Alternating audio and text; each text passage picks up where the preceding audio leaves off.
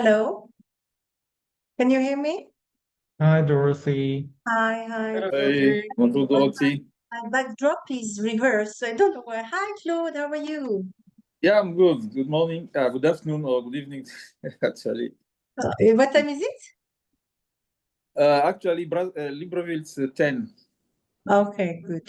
So thank you for joining at the last minute. As usual, you are an intrepid from the immunization world, and more particularly the immunization supply chain world.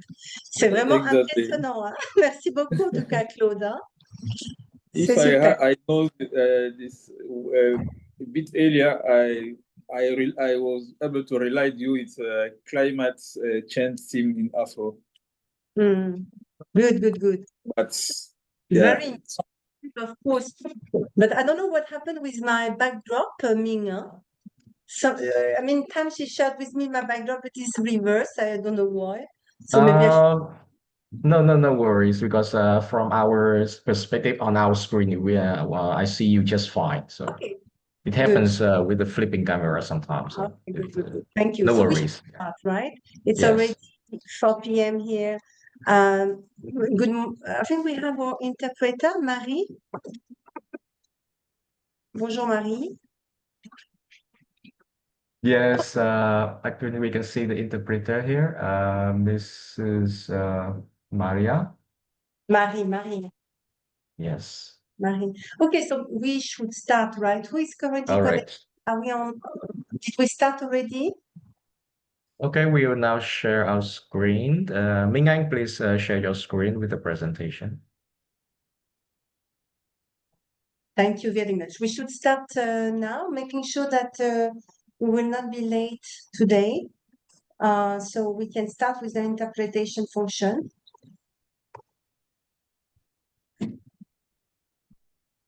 Bonjour. Hello, Tommy. Oui, bonjour à tous. Merci Bonjour. de nous rejoindre pour ce QA numéro 9.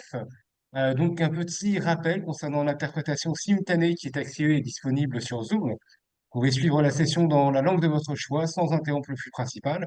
En bas de votre écran, il vous suffit de cliquer sur l'icône interprétation, puis sélectionner votre langue. Et en cas de difficulté, notre équipe support interprétation est disponible via le chat.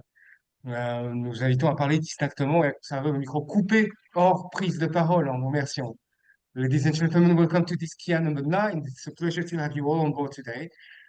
So simultaneous interpretation is enabled in Zoom.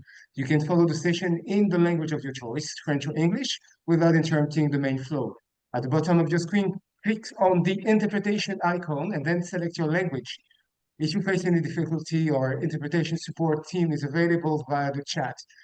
Please speak clearly and keep your microphone muted unless you are speaking. Thank you very much, and please enjoy this session. Ming, Dorothy, over to you. Thank you so much. Merci beaucoup, Tommy. Je pense, I think I'm handing over to Ming. So we have the facilitators, right, Ming? You can introduce. As usual, we have the Yes. same person. So as usual, we have 3 facilitators from GaneshAID today. So of course, we have Mrs. Dorothy Lee, our founder and CEO. We have Mr. Tommy Lee, the Innovation Product Manager at GaneshAID, and me, Ming, as a Partnership Executive at GaneshAID. So we are very pleased to have you all here today. Thank you very much.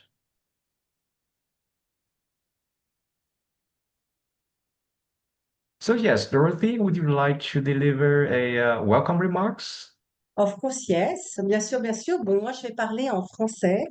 Je pense que nous avons des francophones. Bonjour Christophe Dossouvy. Je vois qu'on a des collègues d'Afrique, du Vietnam. Bonjour Rémi, qui va nous emmener sur les infrastructures modulaires. Donc, ça va être assez passionnant, Oui, je bonjour. pense. Donc, bonjour à tous. Je pense que les collègues vont venir se connecter progressivement.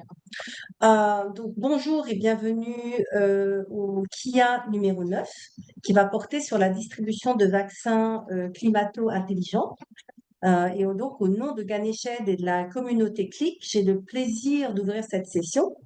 Aujourd'hui, nous constatons que les perturbations climatiques telles que les vagues de chaleur, les inondations, la sécheresse, les tempêtes, tous ces événements liés aux perturbations climatiques mettent les enfants dans des situations plus critiques et surtout pour ces enfants zéro dose qui n'ont pas reçu de vaccin et qui sont encore plus laissés pour compte.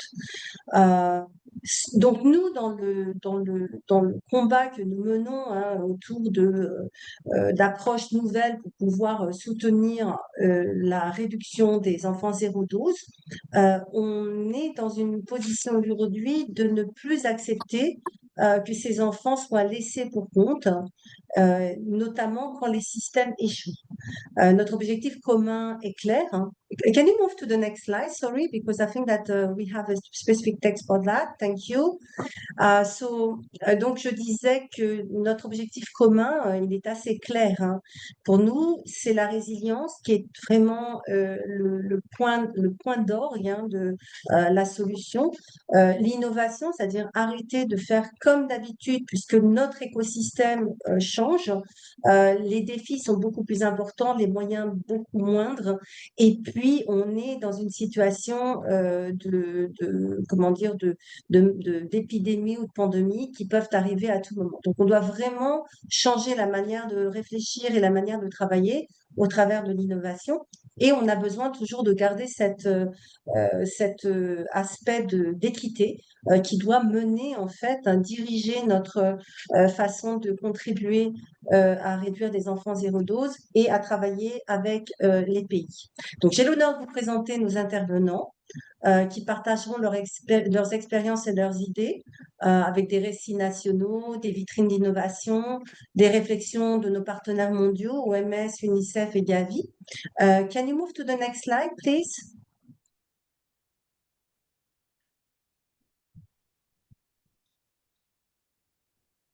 Yes, next slide, please. Donc là, en fait, ce que l'on voulait dire, c'est qu'on a avec nous vraiment des intrépides, des héros, on va dire, de la transformation et de l'innovation. Ils nous ont fait l'amitié de nous rejoindre. Donc, on a des intervenants qui vont délivrer des click talks, des storytelling, des récits, on va dire. Il y aura également des innovateurs qui vont venir partager certaines innovations qui sont tout à fait appropriées dans notre situation et dans notre thématique de surmonter les obstacles liés aux problématiques climatiques. Donc, on a tout d'abord Phuong Ho, qui est notre spécialiste santé publique sur ces questions et qui est aussi responsable du knowledge management, qui est vraiment là pour essayer de partager avec nous les connaissances essentielles en la matière. Il y aura également le docteur Ousseynou Badiane, qui lui est le coordinateur du programme élargi de vaccination au Sénégal, pardon. Il partagera avec nous l'expérience du Sénégal face à la situation de sécheresse ou de grandes pluies qui viennent freiner les services de vaccination. On aura également le docteur Maryam Diarra, qui est une chercheuse de l'Institut Pasteur du Sénégal, qui viendra nous parler de l'innovation et comment est-ce qu'on peut améliorer la surveillance épidémiologique autour de la dengue. Et Catherine, alors je ne sais pas si c'est Catherine qui sera dans cette conversation aujourd'hui, mais Catherine travaille à Doulas, elle est commerciale, responsable commerciale et à Solar International, donc elle est vraiment spécialisée sur les appareils, les équipements de la chaîne du froid, on va dire solaire. Hein. Elle va nous présenter les innovations proposées par Doulas, qui va au-delà des équipements comme on pourra le voir. Rémi Baumel, lui, vient de C-Cube. Il est project manager et il nous présentera également les solutions existantes pour pouvoir monter des infrastructures très rapidement et de manière modulaire dans des tailles différentes. On a également Claude Mangobo. Je n'arrive pas à voir son nom sur l'écran. Donc, Claude travaille je ne sais pas, on voit pas, voilà, merci. On voit Claude qui est, lui, responsable technique autour de la logistique des vaccins et de la chaîne d'approvisionnement en vaccins à Afro. Et ensuite, nous avons Ranjit Diman, qui lui est responsable des infrastructures pour la santé primaire. Et en fait, il est basé à l'UNICEF, au siège de l'UNICEF. Et on a également, comment dire, notre ami Dr Shreyari Dutta, qui lui est un spécialiste santé pour le programme d'immunisation, de vaccination et soins de santé primaire à l'UNICEF, au bureau régional de l'UNICEF Moyen-Orient, Afrique du Nord. Et ensuite, nous avons également un représentant, un spécialiste de Gavi, de l'Alliance Gavi,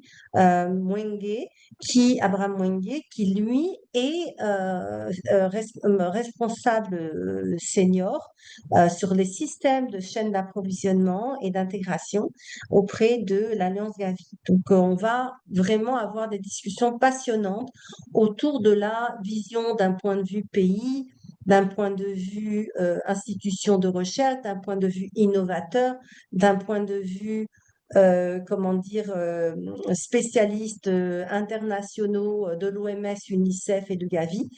Donc, ça va être extrêmement passionnant. Suivante. Donc, en tout cas, je nous souhaite à tous une excellente IA et qui sera, j'espère, tout à fait ouvert aux discussions. J'espère que vous aurez beaucoup de questions et j'espère surtout que vous aurez beaucoup d'idées à partager afin que nous progressions ensemble. Merci beaucoup. Donc, Ming, over to you.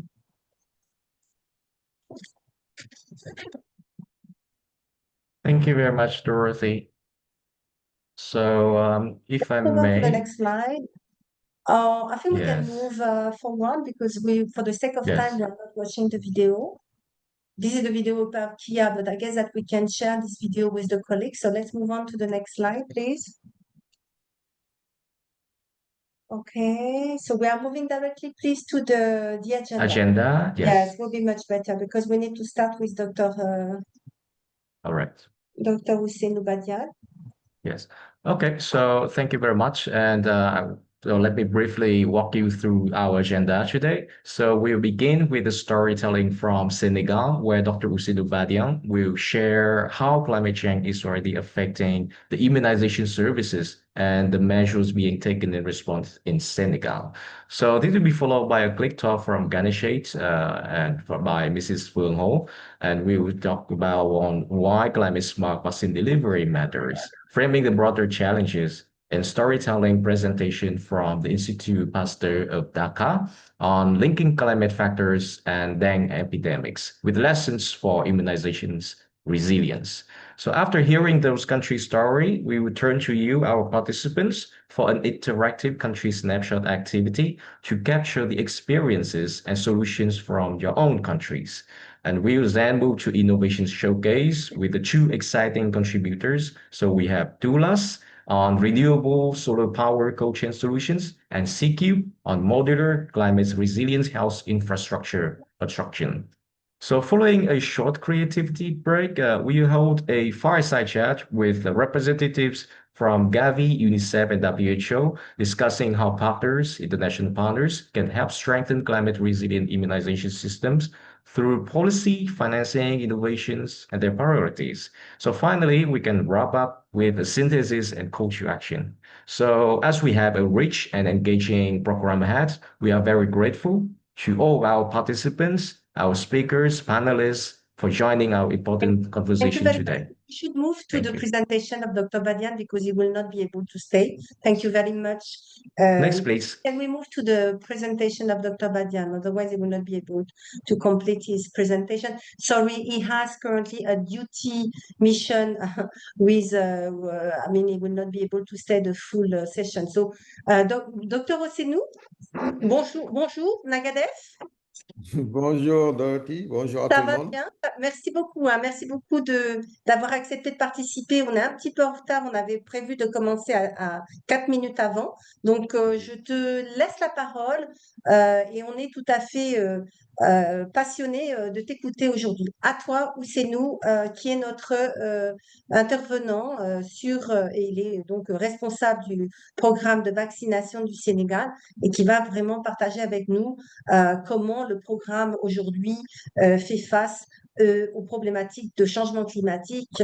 Merci beaucoup à toi, Ousseynou. Merci beaucoup Dorothy. Donc bonjour à tout le monde. Désolé hein, parce que comme tu viens de le dire, hein, je suis sur une autre activité. Les gens sont là dans la salle, ils n'attendent que moi. Donc on va rapidement parler des réalités du changement climatique au Sénégal et son impact sur les activités de vaccination. Donc tout le monde sait actuellement avec les changements climatiques. Donc, il y a beaucoup de perturbations au niveau des pays, surtout par rapport au Sénégal. On connaît ce phénomène des inondations maintenant avec les pluies, les orages, mais aussi le débordement des fleuves qui impactent un peu certaines zones au niveau du Sénégal, mais aussi il y a quand même la chaleur extrême. Donc, surtout dans les zones périurbaines aussi, nous avons ce problème d'inondation, mais aussi on l'a en zone rurale. Et il y a une contradiction entre ces inondations aussi avec des zones où quand même on note une sécheresse, donc où quand même il y a ces phénomènes de sécheresse qui s'installent surtout au nord et au centre du pays. Mais nous avons aussi l'autre phénomène, c'est l'érosion côtière qu'on connaît sur la petite côte, avec la mer quand même qui gagne de l'espace et qui envahit quand même certains quartiers. Et quand il y a ces phénomènes-là, on sait que ça s'accompagne d'un accès limité aux structures de santé et accès limité aux structures de santé, dit perturbation quand même des activités liées à la santé des populations en général, mais surtout des activités de vaccination. Slide. Next, please. Next, please.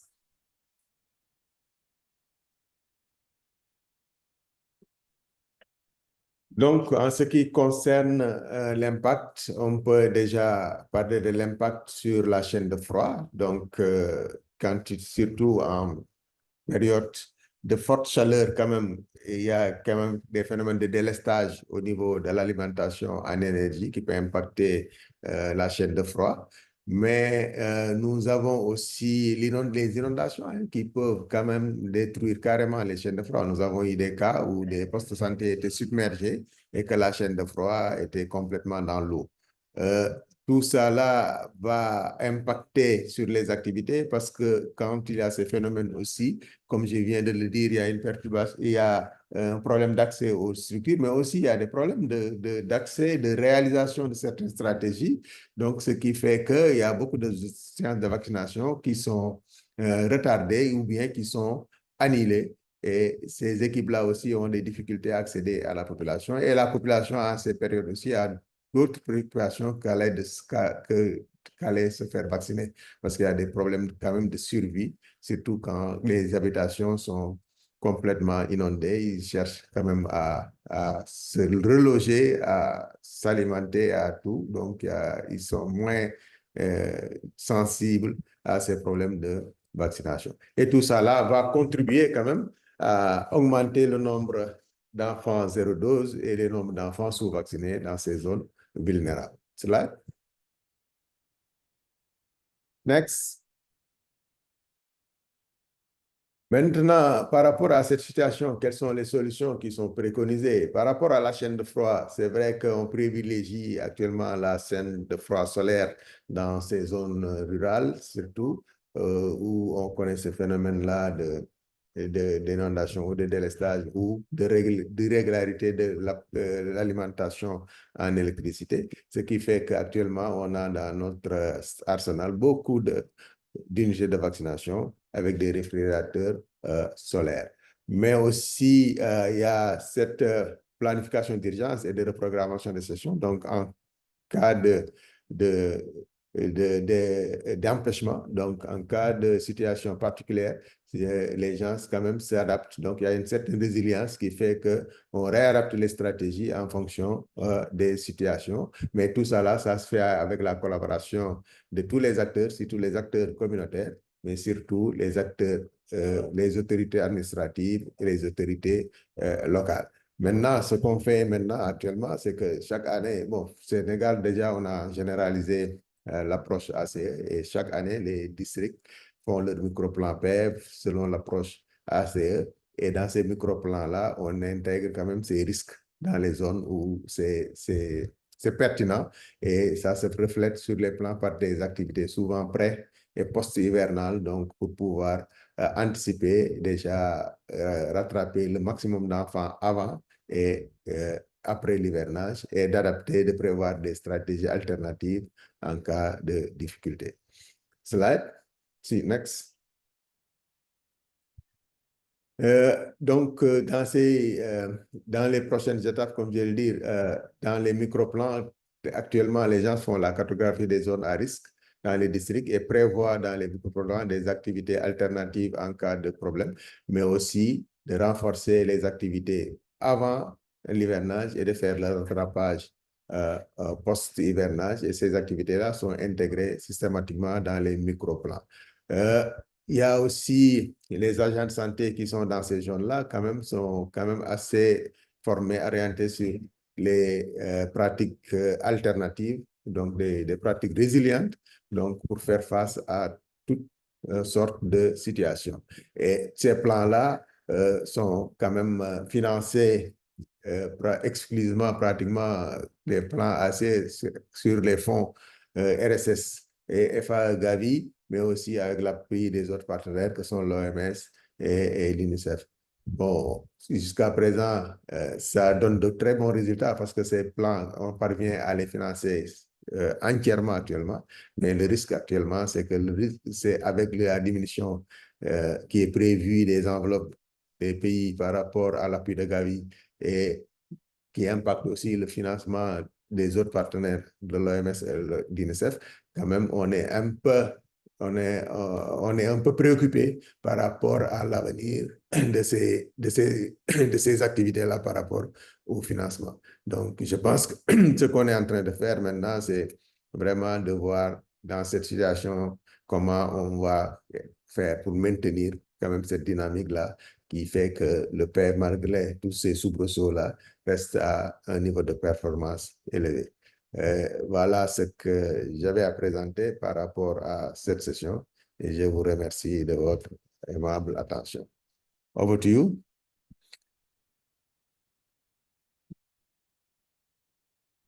Formidable, merci beaucoup, Ousseynou, pour cette storytelling de moins de 10 minutes, mais qui nous a vraiment emmenés dans les problématiques que vive le Sénégal.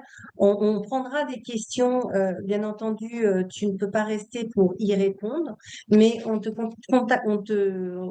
transférera les questions et on répondra à distance aux participants qui sont intéressés à avoir plus d'informations. Ousseynou, merci beaucoup. Je te souhaite une bonne, une bonne réunion avec l'équipe de Gavi et à très bientôt. Merci beaucoup. Merci beaucoup. Au revoir. Vous avez vu vraiment d'un point de vue, je pense, d'un pays, ce que nous pouvons constater, c'est les difficultés et le coût aussi que représente ce changement climatique avec des appareils endommagés, des infrastructures endommagées.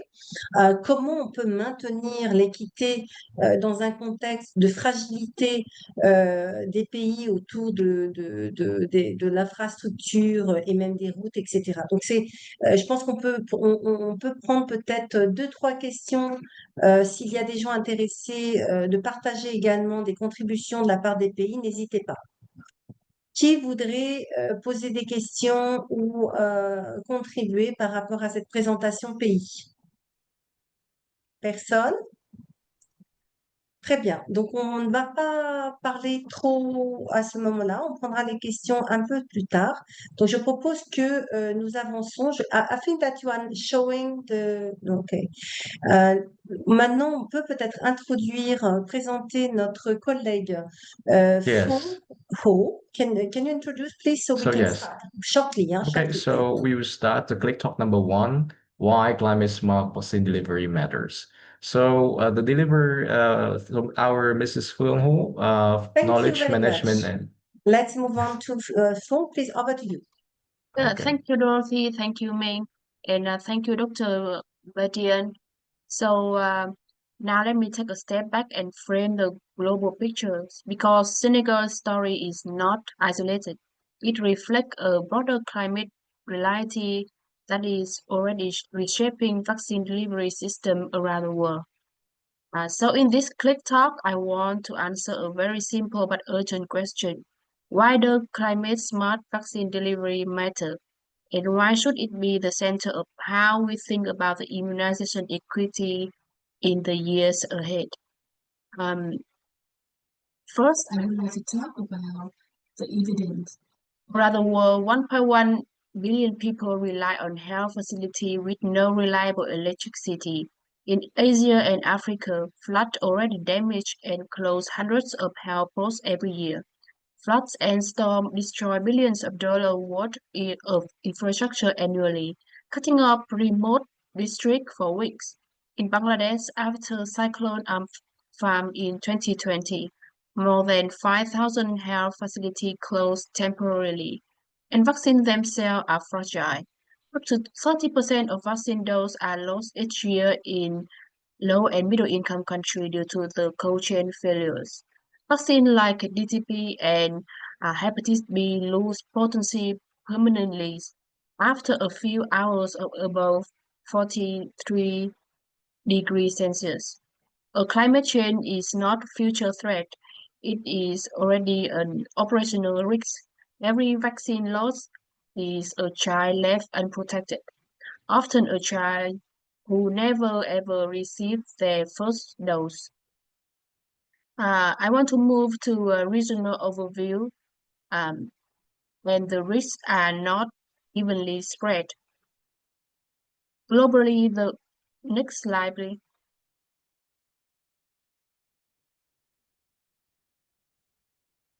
Globally, 1 billion children, almost half of all children, live in areas highly exposed to climate change.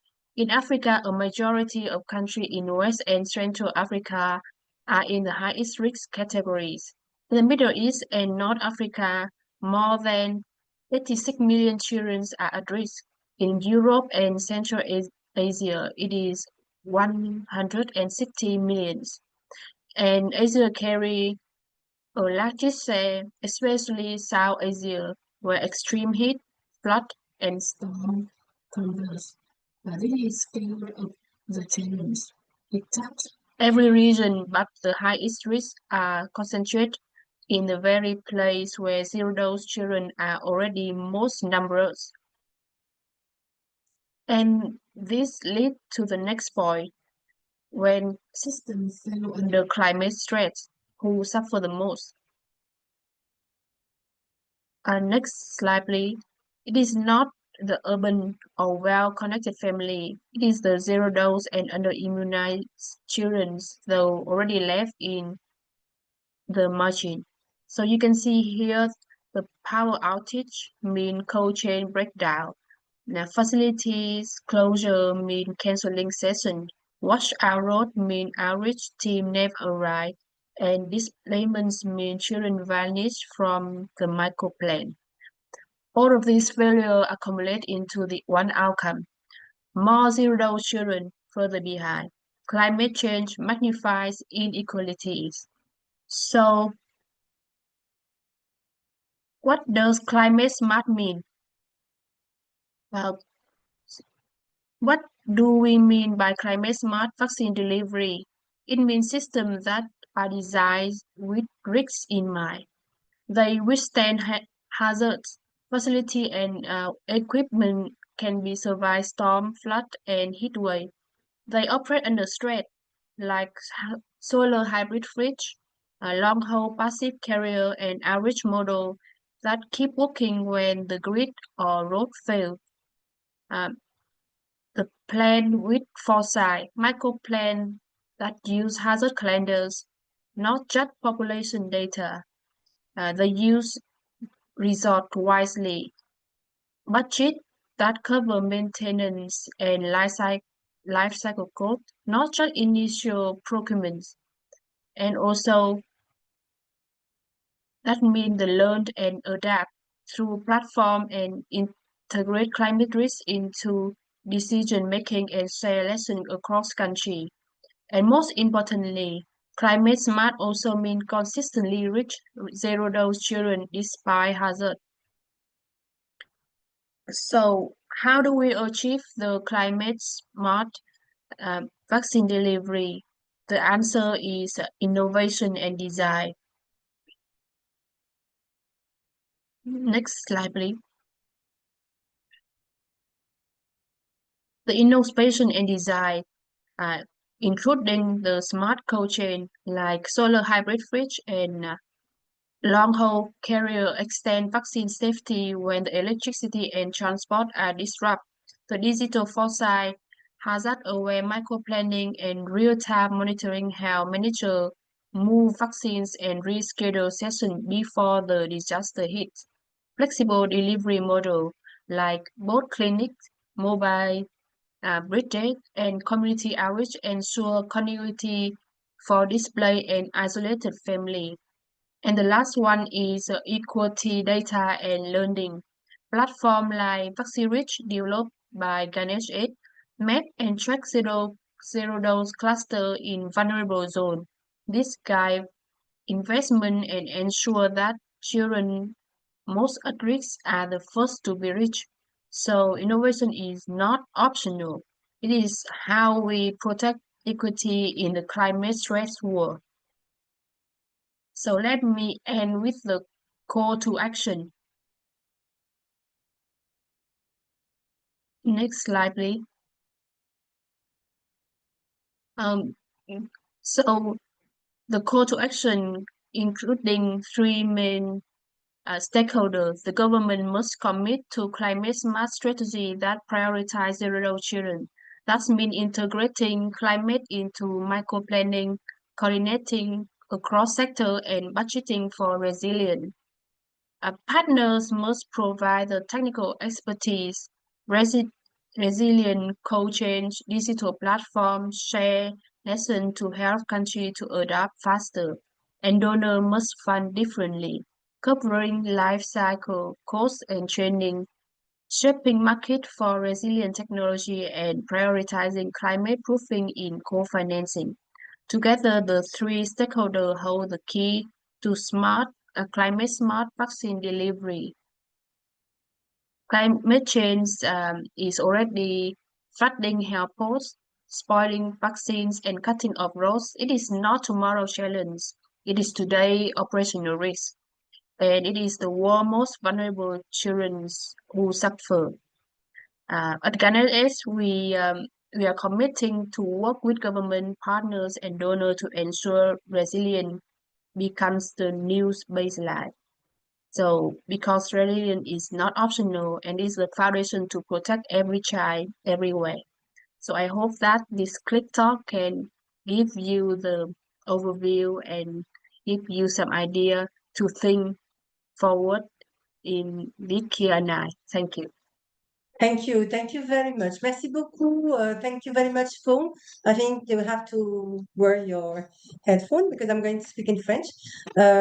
C'était une excellente présentation. Je pense qu'on a fait un grand tour pour comprendre la problématique du changement climatique sur les enfants zéro dose, hein, au-delà même de, comment dire, de la problématique des équipements, etc. C'est que au final, les services sont arrêtés et surtout dans les zones où on a ces perturbations climatiques, ce sont les zones dans lesquelles on a le plus d'enfants zéro dose. Donc c'est vraiment une grosse problématique qu'on ne prend pas suffisamment, comment dire, sur lequel on n'a pas suffisamment d'action.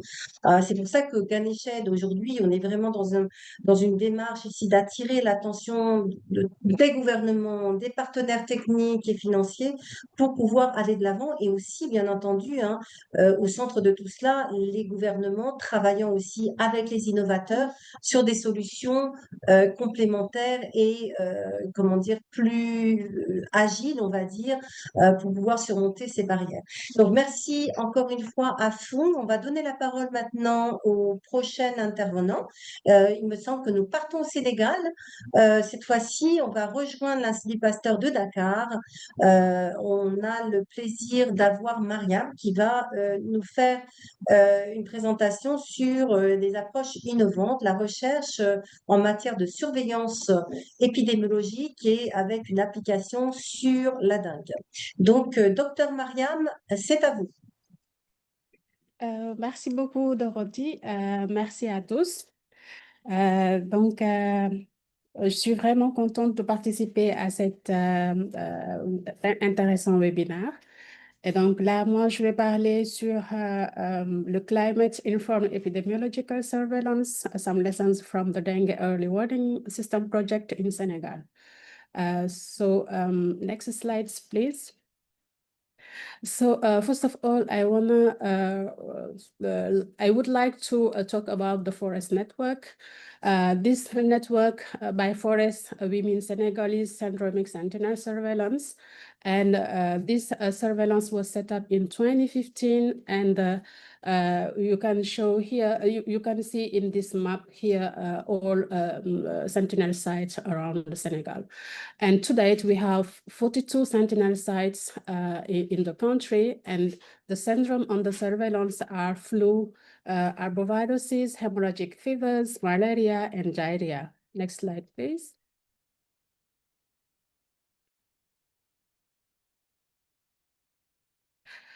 So the objective of the forest network is to detect epidemics at the early stage and try to stop them by investigating what happened.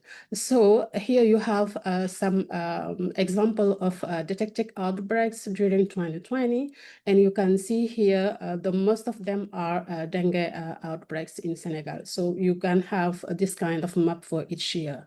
So next slide, please. And the aim for the climate health study is to strengthen this forest network by implementing climate data to do early warning system response, predictions and response also. And here we will focus, please, we will focus on dengue outbreaks. And we will focus only for 2 sites in please, can you click, please? Sorry. And here we will focus on dengue disease, and we will target sentinel site like Anyamsivol in the north of Senegal and also Mbourtoukoulor in the south. Please, next, please. And here we will implement the EWOS model in these sentinel sites.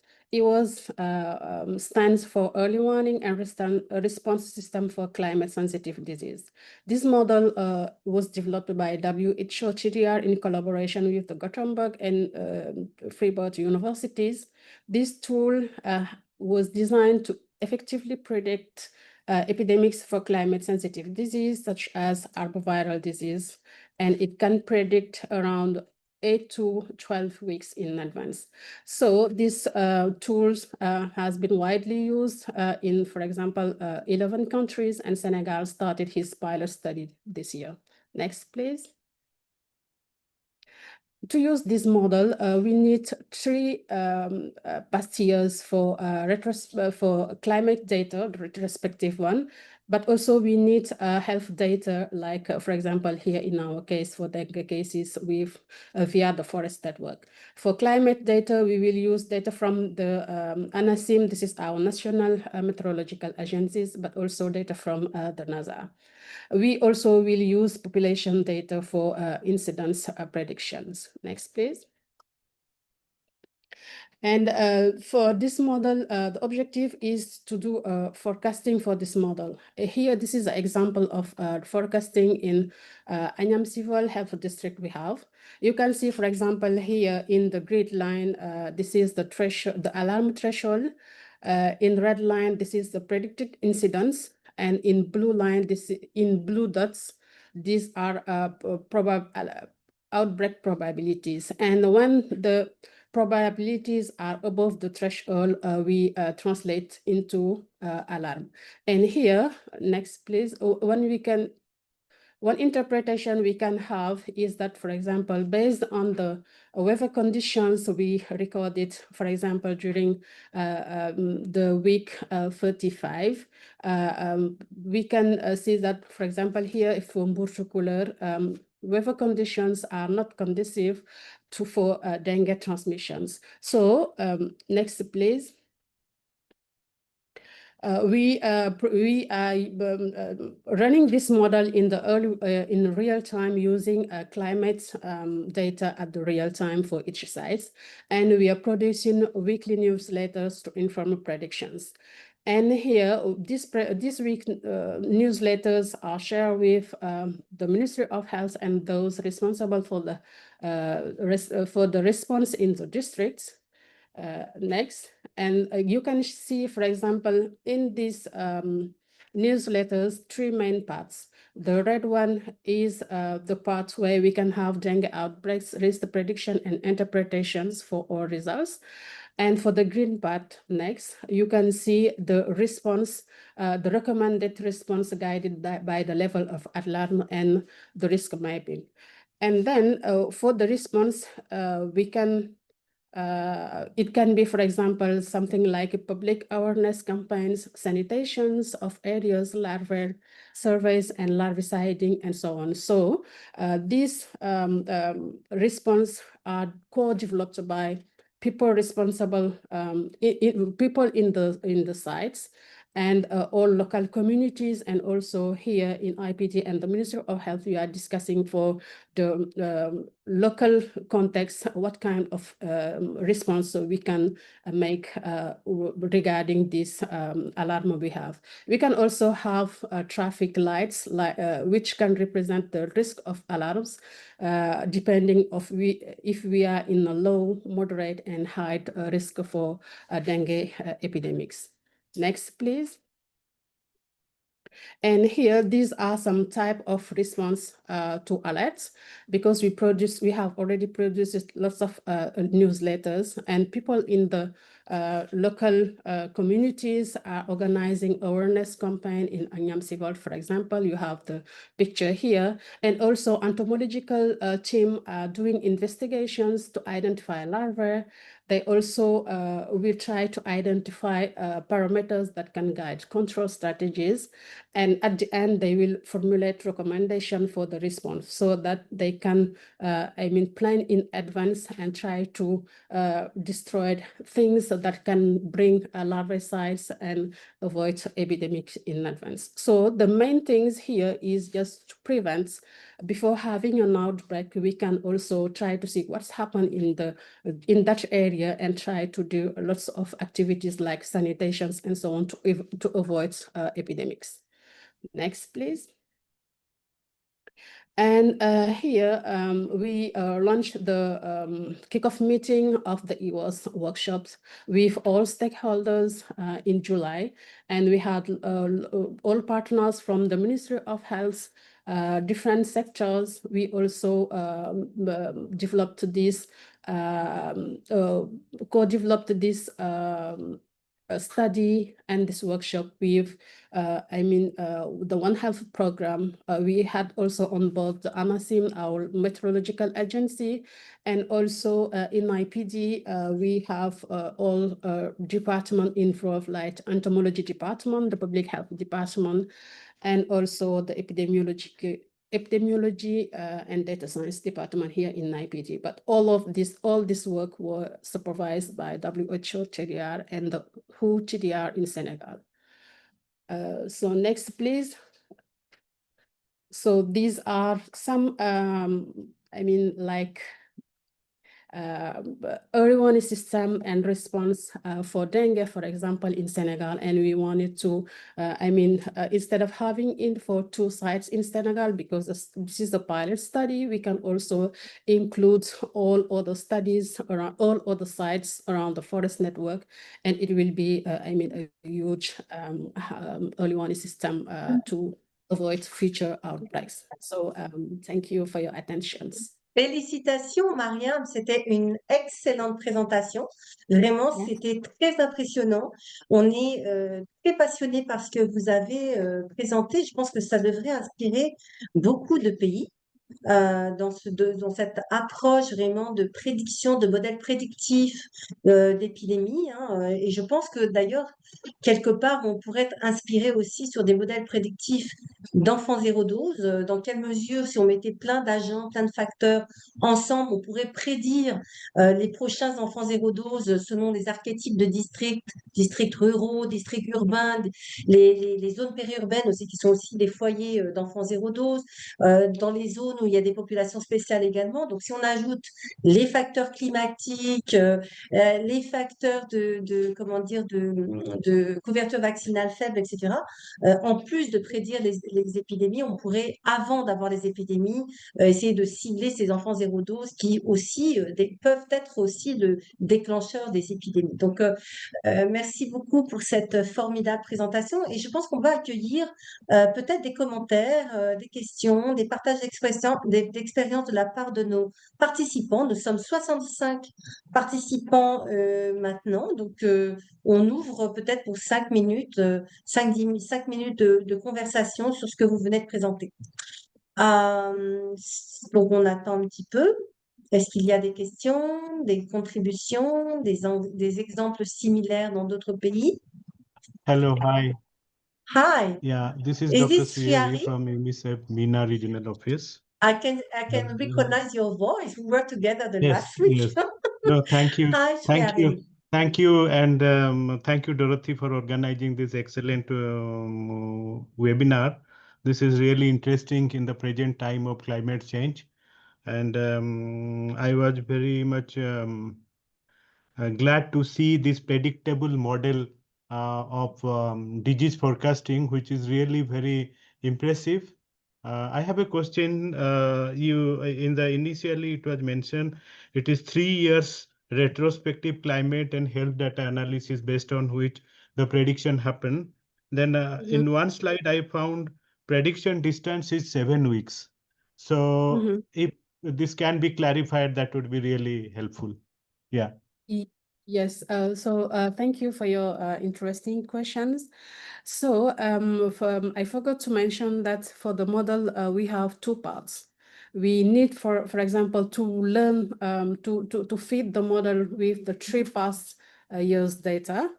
The model will learn from this retrospective if we have more, and so we can put it on the model and try to make the model learn what are the key climate conditions that can explain previous outbreaks. And once the model learn very well what happened during these outbreaks, they keep the informations, interesting informations, and then we will use, real-time data. For example, for this week, we can use the dengue data, but also the climate data in real time and launch the prediction. So this is how it works. And then we can try to have this model running in real time. And each week, I'm putting data, the real-time data, relaunch against the model and launch the prediction. So the prediction is just, for example, depending of what they have learned in the past and what are the climate conditions now. So they have already recognized the endemic channel. So they can say, okay, regarding the conditions you have right now, we are approaching the endemic channel. So be cautious. We have something which can raise again. And so we need to be cautious and to organize some activities to stop maybe what's can come in the future. So this is just, it depends. The weeks it depending for each site what the model learn for to launch the prediction. It can be for 7th week, it can be for 8th week, and so on. So it depends on how you calibrate your model and what they learn from the model and the key information they have, and they can launch the predictions. So, Maryam, just one clarification. So, what is the minimum duration of information required to use this model? When it is 7 weeks or 3 years or anything? To learn the model, the minimum information to calibrate first the model is for 3 years. Okay. 3 years of retrospective data. Okay. So you good. can have 4 years, 7, and so on. So if you have huge database, this is also better. Thank Okay, you. good. Thank you. Thank you very much for the question and the answer, Maryam. Just to share also with you, Maryam, we need to discuss about sharing ideas.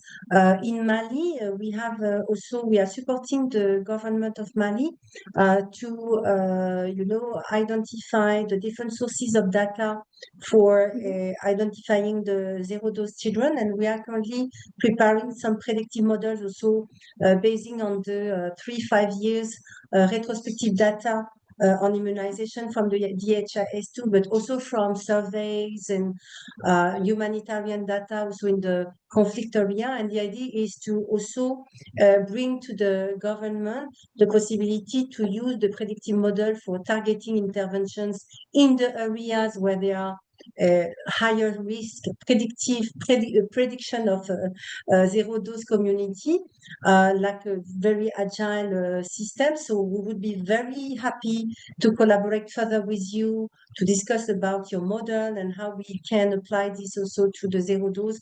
I think that countries they really need agile system for predicting and even utilizing machine learning, AI for interpreting data, automatically triangulate data, automatically, correct the missing or aberrant data. I think all these things are currently the pain, the difficulties for countries, but I believe that Pasteur Institute, GaneshAID, and other colleagues could join the hands to try to find some models to facilitate countries reducing the number of zero dose. So thank you so much, Maryam. It was an excellent presentation. If there are no more questions, I think the question of Shreyari was already bringing us in the methodology and so on. So we can move to the next contributor. Yes, please. Yeah. Sorry. I want to add that I'm open to work with this zero dose study, so it will be with pleasure. Yeah. Fantastic. Thank you very much, Maryam. Convey our greatest greetings to your director. He's still doctor, what is his name? The director of the Pasteur Institute Dakar. Is it?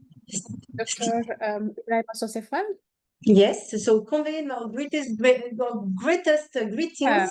And we hope to see him in Hanoi or anywhere. So thank you very much. And you too, Maryam. Goodbye. Yeah. So let's move on to the next activity. Ming, over. Yes, thank you, Dorothy. So thank you, Dr. Maryam and Dr. Badiane, as well as Ms. Phuong Ho for sharing such powerful insights on how climate change is already impacting the immunization services.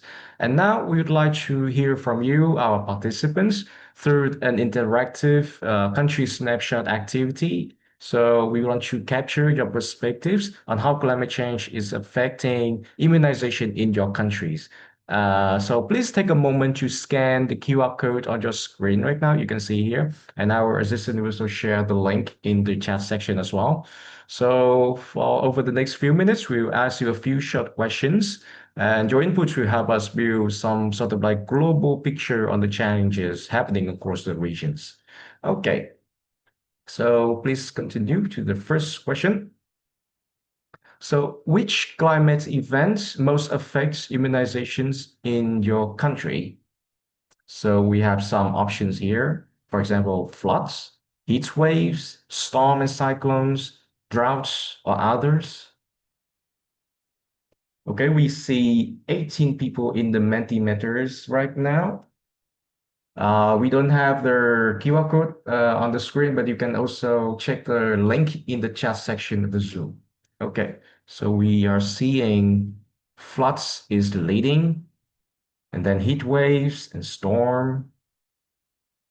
21 people. Okay, we're getting more answers. It seems that in many countries we face struggling with floods. Right, 16 out of 22. Is there any other questions? Sorry, any other response? All right. So we are seeing floods with 56% here. And then the second place is the heat waves, and third place for storm and cyclones. All right, we can move to the next question. What is the biggest challenge in your countries facing in sustaining immunizations during extreme weather events? So these are very open questions. You can input your answers, and we see a word cloud on the screen. Okay, we see supply chain, energy, supply chain and peace. Weakest now, it's a lot of response. So also logistics, so very similar. Access to population, okay. Chaîne de froid, cold chain. Logistic, transportation, logistic again, infrastructure. Okay, so it seems that supply chain and energy are the top two biggest challenge in many countries. 25? I'm not sure if I understand correctly about what 25 means, but is that referring to the year 2025? May anyone input 25 elaborates more clearly in the chat section? Tommy, please, as the Why? time management, for the time management, can you remind us about the remaining time, please? So we are sticking with the agenda. Thank you. I All right. believe we have a couple of minutes late. Sorry? Okay, we can move have to a the couple next of minutes question. So we'd like you to share one adaptation or solution that you have seen in your context to keep immunization going, especially in the context of climate change and risks and extreme weather events. This is also an open question.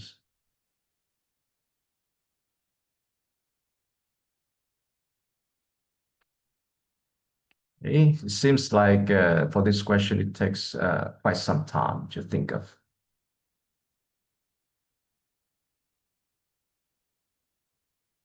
Still, oh, okay, we're seeing some here. Solarization of house facility, more sites, frigo solaire. Okay, I think that colleagues from doulas would be happy with this sort of responses from the participants.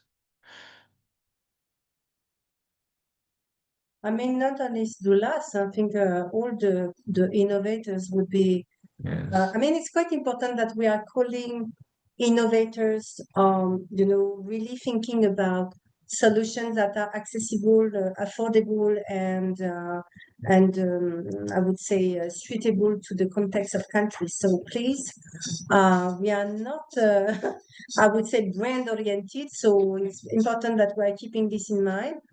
So we hope that all the vendors and all the innovators will go into this direction. So thank you very much. So I think that we are late. Tommy, you are not calling us, but I think we are 10 minutes late. So can we move forward, please, to ensuring we are keeping on time? Our Okay, participants can will we not be move able to the to stay too next long. one? All right, I think this is the last questions. So if you could prioritize one investment for climate resilience immunizations in your country, what would that be? So we have some options here. So we can see the votes. So first we have cold chain, renewable energy, digital early warning system, workforce supports, community-based delivery, or others. Right. Okay, we start seeing the responses.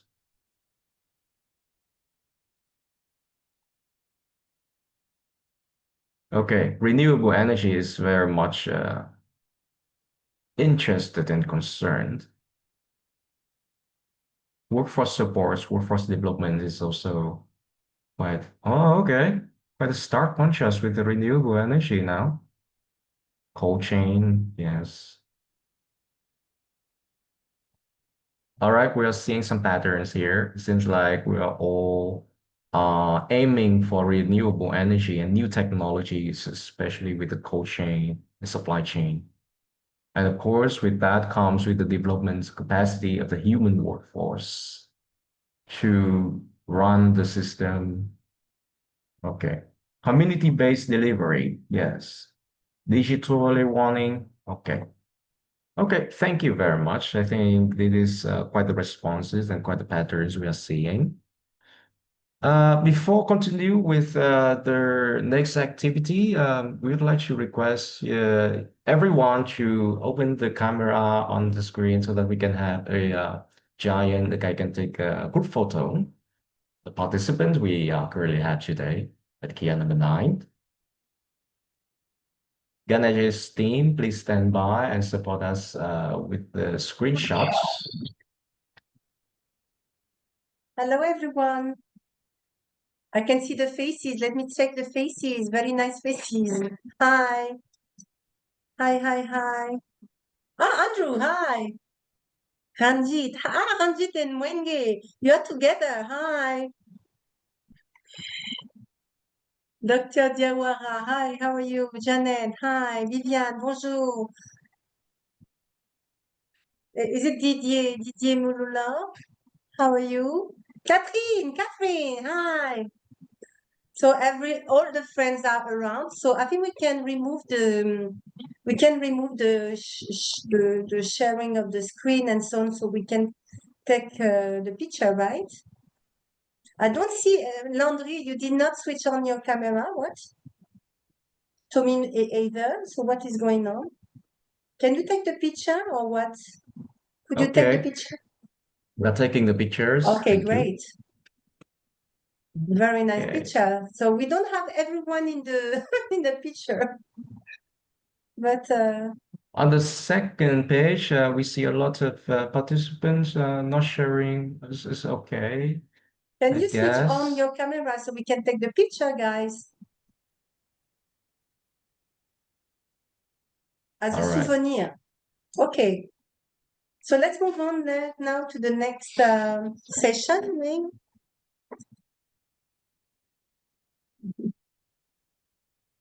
All right, so we can continue then. Okay, good. Okay, so we start with the innovation showcase from Catherine McLennan from the Doulas company. So Catherine, are you there?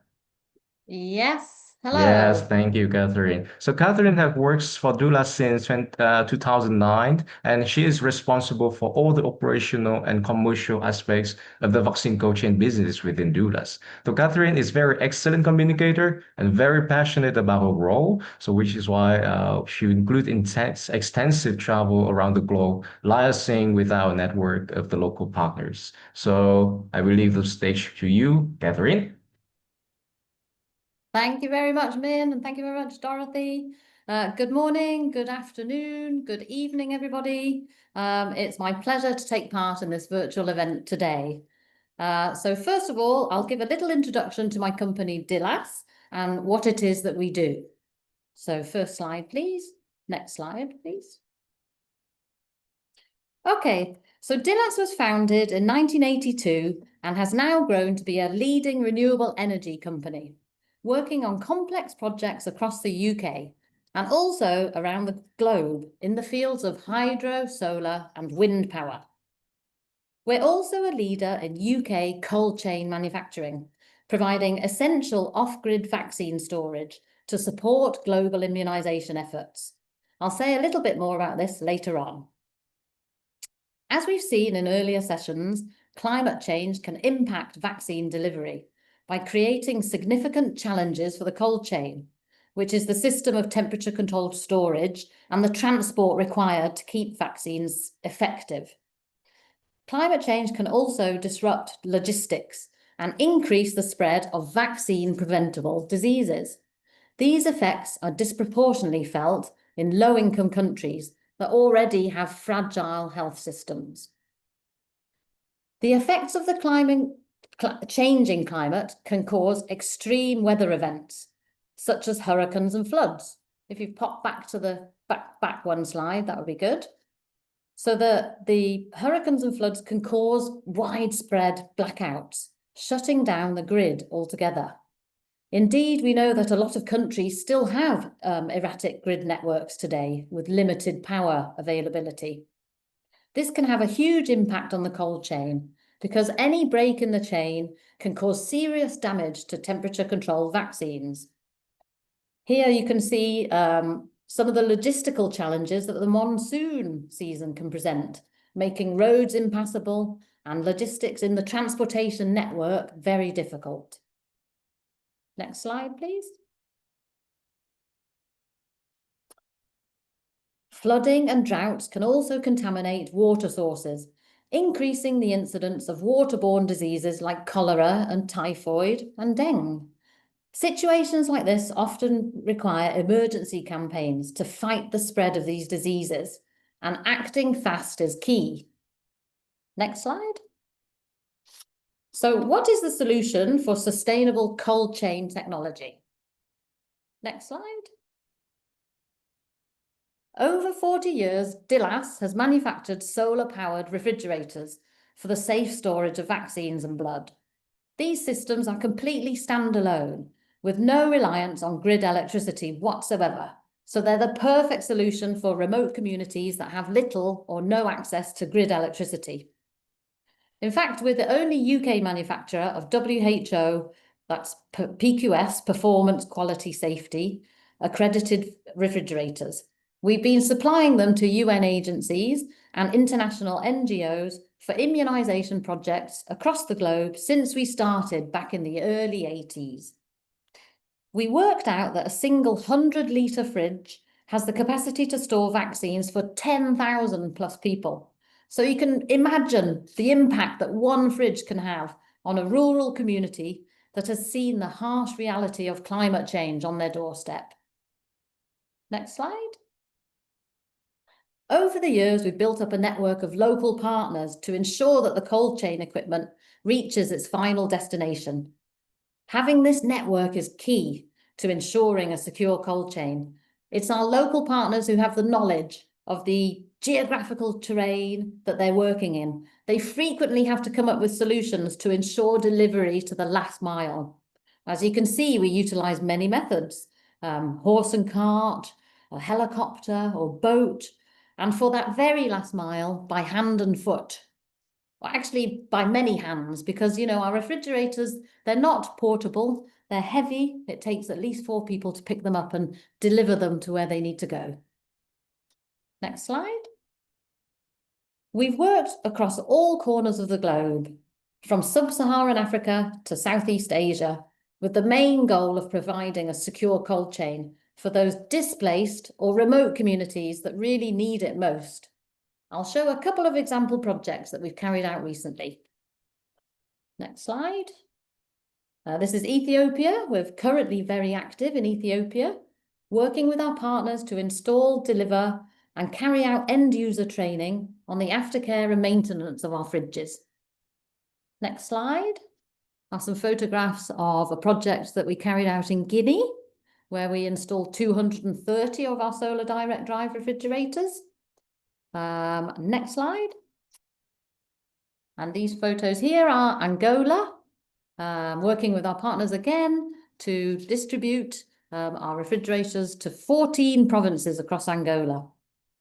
We're currently working on projects in Benin, Nigeria, Ethiopia. We're just so pleased to be able to supply our sustainable cold chain solutions. They're not just a short-term solution, but a long-term one for areas that have little or no grid electricity or that have been heavily impacted by the effects of the changing climate. Our goal is to ensure that life-saving vaccines are accessible to all. Thank you very much. Fantastic. Thank you so much, Catherine, because it was very exciting presentation, brilliant, and in a very short time. So it means that you are a very good communicator. Thank you so much, Catherine. I think it's very impressive. You know, the social responsibility of companies, private sector to really support countries moving into clean energy is essential within this climate change challenge situation and context. So I'd like to invite colleagues to raise any questions regarding this experience. Please, over to you. Anyone willing to share experience or willing to ask questions about this? The presentation around, maybe we can ask some questions around last mile delivery, around how this kind of innovation can facilitate or reduce the burden of the operational burden of health workers, for example. So this is one question from me, but I think that maybe colleagues can raise their hand if they want to ask questions. But this is the question for you at the moment, while colleagues may have some questions. We have 2 hands raised. Okay, good. So please, over to you. Franciscan and Claude. Bonjour, bonjour. Ok, bonjour Catherine, comment tu vas? Très bien, merci. Je parle un petit peu de français, désolé. Très bien. Ok, il n'y a pas de souci. Ok, content de te revoir, hein, parce que il faut dire que je suis logisticien, je travaille au Bénin, au nord du Bénin. Alors, dans les formations sanitaires, il faut dire que c'est le réfrigérateur du lac qu'on a installé. Et le défi que nous avons là-bas, certains réfrigérateurs du lac sont tombés en panne. Mais lorsque les maintenanciers sont venus l'installer, il n'y avait pas de pièce de rechange. Donc, jusqu'à présent, il y a 2 formations sanitaires qui sont en panne de l'aide du lac. Jusqu'à présent, les maintenanciers ne sont pas revenus pour le réparer. On était obligé de faire un redéploiement dans les formations sanitaires, dans d'autres formations sanitaires. Donc, ma préoccupation, est-ce que lorsque vous amenez les réfrigérateurs du LAS dans nos pays, est-ce que les pièces de rechange suivent automatiquement ou bien c'est après?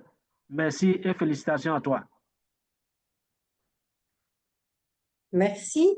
On va prendre cette première question d'abord et on va prendre Catherine, can you take the questions with you? So he's talking about the maintenance and the spare part. So if you can take this question, and then we have a second question from Claude, Mangobo de Brecho Afro, and Abel. So Claude, over to you, and then Abel.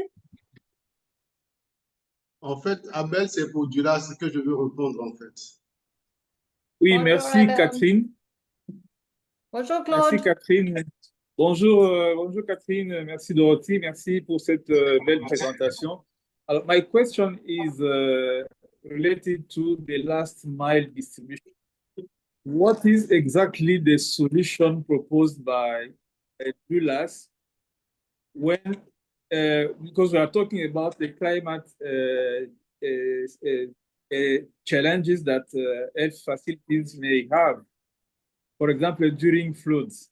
So what solution that can be provided to the facility to may have access to vaccine with a good solution? Because sometimes the refrigerator cannot be a solution when a facility is in a flood condition.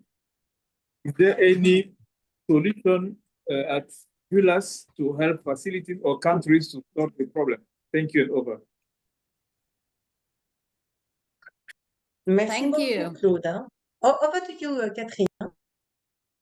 Okay. Okay, well, I can answer both questions in English, apologies. But regarding the first question, and our partner, Abel, might be able to assist with maintenance and spare parts. Regarding maintenance and spare parts, this is something that we try to ensure that there is provision for in country. And our network of in-country partners are key.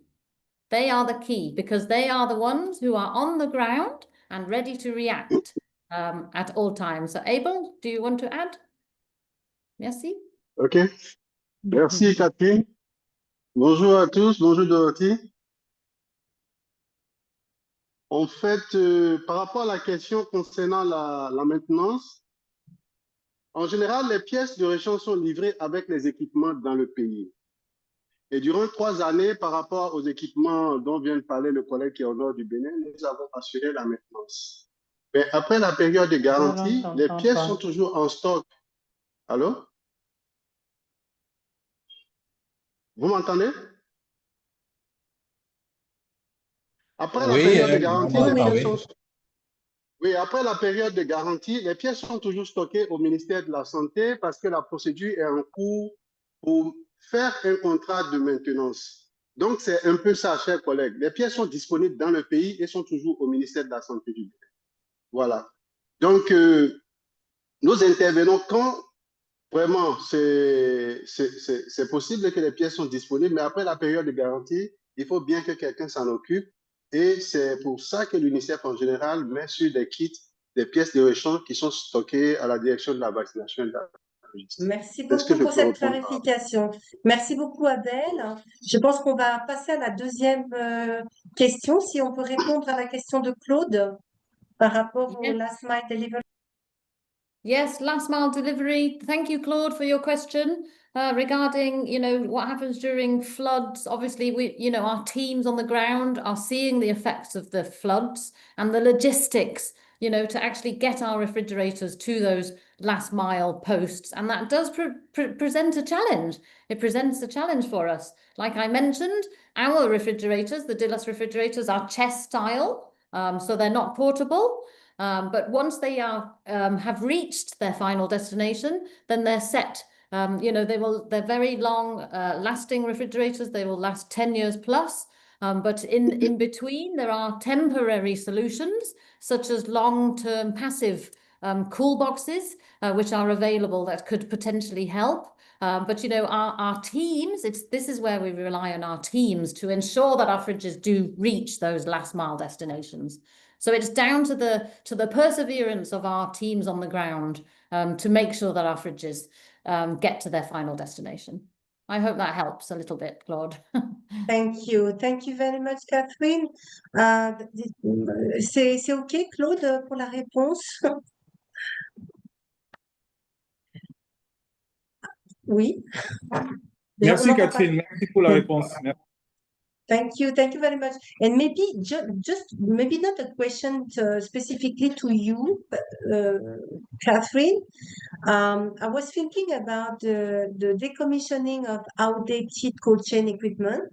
So new energy, clean energy is coming, but we are still in the health facilities very old, equipment, and even governments, they don't have the resources, the money to safely decommission this kind of equipment. So I think that this is a topic that we should take into consideration very seriously because it is currently a big challenge and a big problem at country level, but nobody is really paying attention on that. So we hope that DULAS, as other manufacturers, will take some time to support countries removing safely this kind of material. So thank you very much. For the sake of time, as we are 9 minutes behind the schedule, let's move on to the next session. We should do fast, please, shortly. Yes. Give the floor to the next. So we have their Innovation Showcase number 2 from CQ, presented by Remy Baumel, the project manager. So Remy is from Lyon, France, and he has began his career as a design office specializing in hospital constructions. So since 2021, Remy moved to Hanoi, where he joined a French company specializing in residential construction. And by 2023, he became part of the CQ team as electrical engineer. So Remy, I hope that you are currently online and connect with us. Yes. Yeah, Thank I'm you, here. Rémi. Yes. Thank you, Ming. Merci, Please Rémi. proceed. Thank you. Juste pour dire qu'on est un petit peu en retard, donc c'est 10 minutes Oui, pas de maximum souci, je vais pour faire l'innovation vite alors. showcase. Il n'y a pas de problème. Merci, hein. Merci Il n'y a beaucoup. pas de problème. Thank you everyone. Thank you for the introduction. Thanks Dorothy and GaneshAID. Rémi, vous pouvez parler en français, hein, pas de problème, parce qu'il y a une interprétation Alors j'ai préparé en simultanée. anglais si ça ne dérange Oui, pas. les slides peuvent être en anglais. Vous pouvez parler en français aussi si vous voulez. C'est comme vous voulez. Okay, but I will speak English. Sorry. Okay. So today, stick-built construction takes years to from the design to the production of the vaccine. And traditional construction also relies on the weather condition on site. So today, Sorry, there next is an please. issue with the display. Hein. Il y a un problème see. avec l'apparence. On n'arrive pas à lire ce qui est marqué sur la slide. Okay. Can you click next, please? Assistant, please. There's an issue with the slide deck, please. We cannot read properly.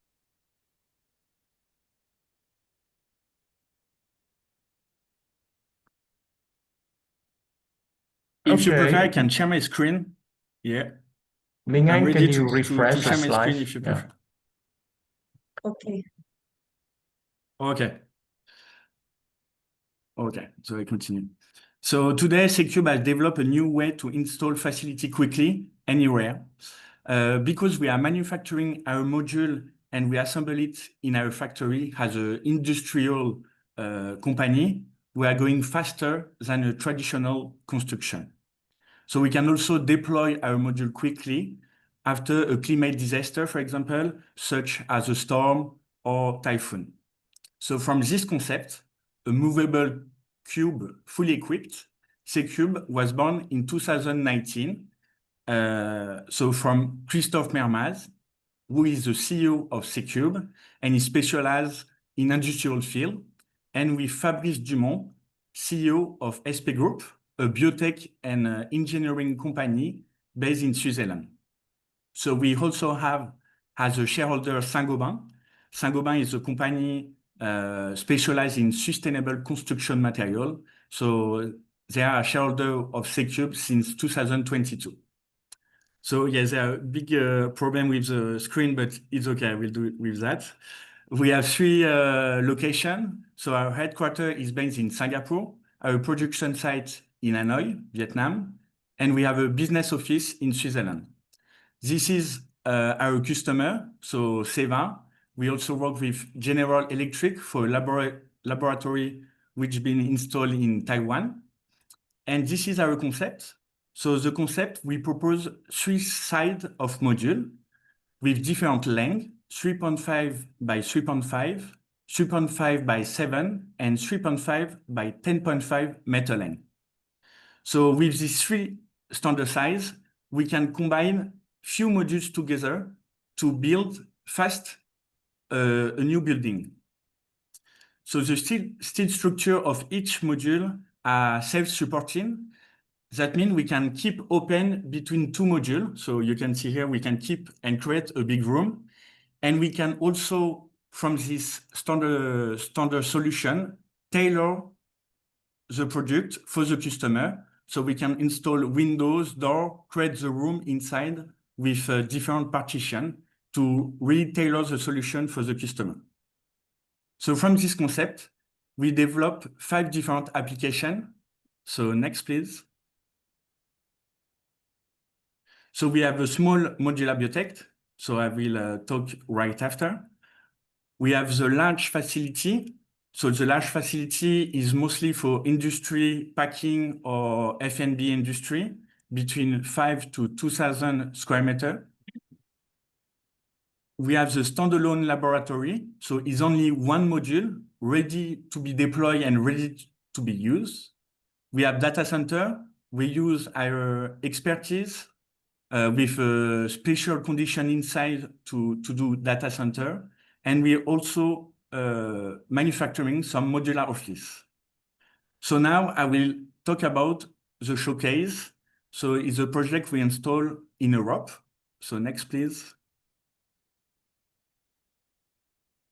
So this project was installed in Europe and achieved last year in 2024. It was for Seva. So Seva is a big company specialized in health animals. And we installed 26 modules for a total footprint of 250 square meters. In this facility, we install all the equipment inside for the process, but also for the technical of the facility. So you will see some picture of the AHU to blowing the air. Next, please. So here you have the AHU and all the equipment for the process have been already installed.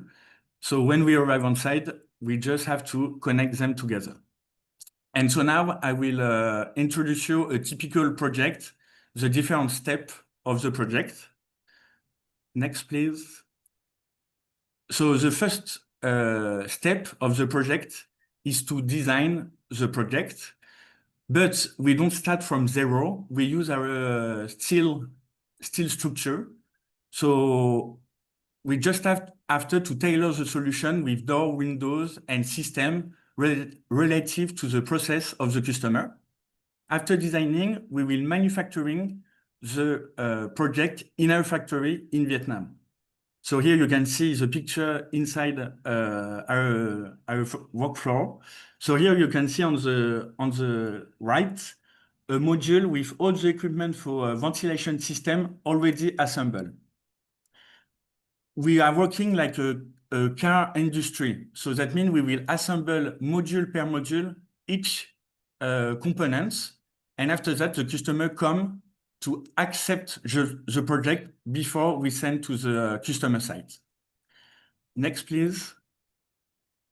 So after manufacturing, we will cover each module one by one and put it on the truck or on the flat rack to transport them until the customer site. When we arrive, we will install them. Next, please.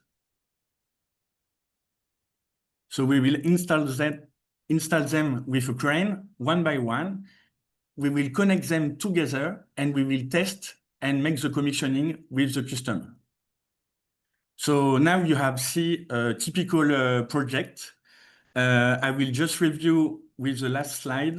Next, please. The benefits, why to use a modular concept and work with Secube.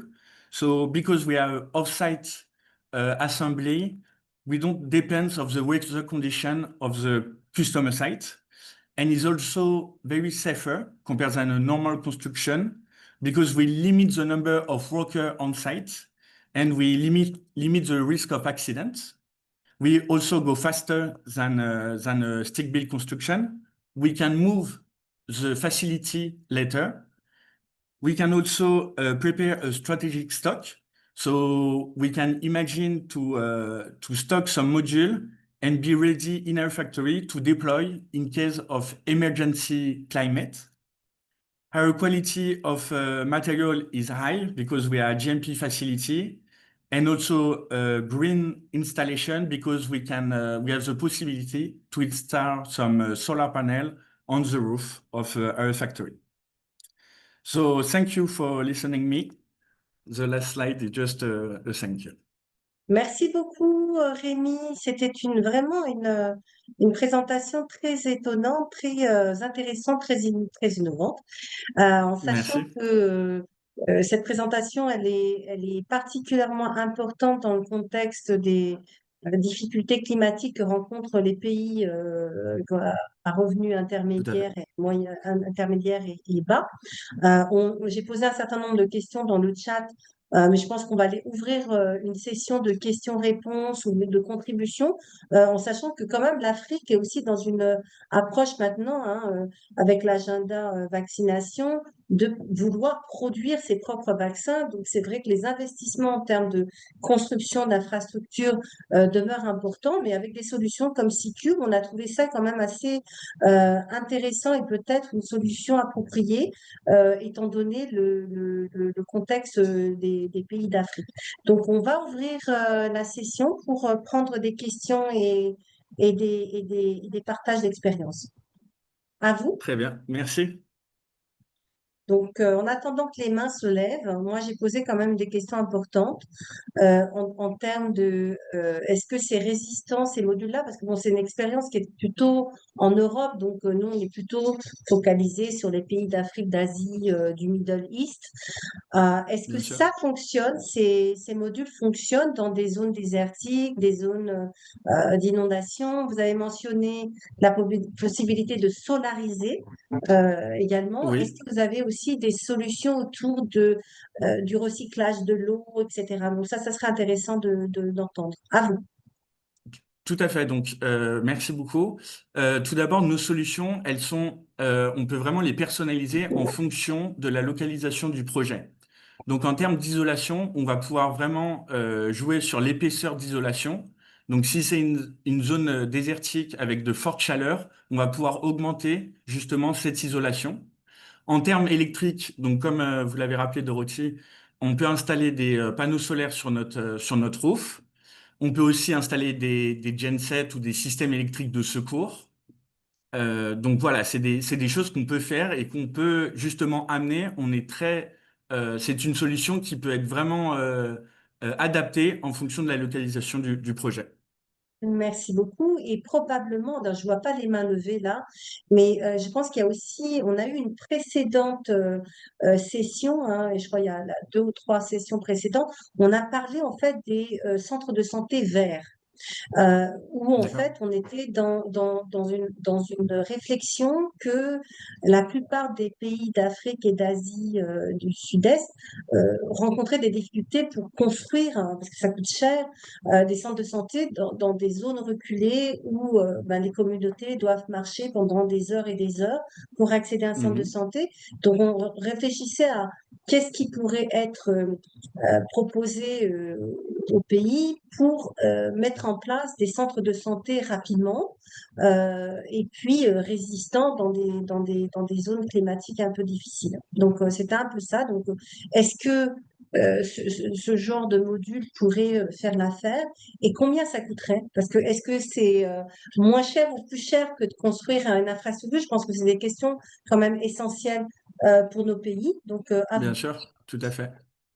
Donc, c'est vrai qu'en termes de coûts de construction, on est assez compétitif. Et puis, on va surtout aller plus vite qu'une construction normale. Combien Notre de temps à module peu est près? Il faut aussi... combien de temps à peu près pour Alors, tout dépend après. Alors, vraiment, ça va vraiment dépendre du projet. Si on parle d'un module, c'est quelques mois. Si on parle d'un gros projet avec 26 modules comme je vous l'ai présenté, on est plus sur une année entre le design et l'installation, la qualification. Donc, ça dépend vraiment du projet et aussi de l'utilisation qu'on va faire du projet. Si c'est juste un module laboratoire, en quelques mois, on va pouvoir finir, parce en termes de technicité, on est assez limité.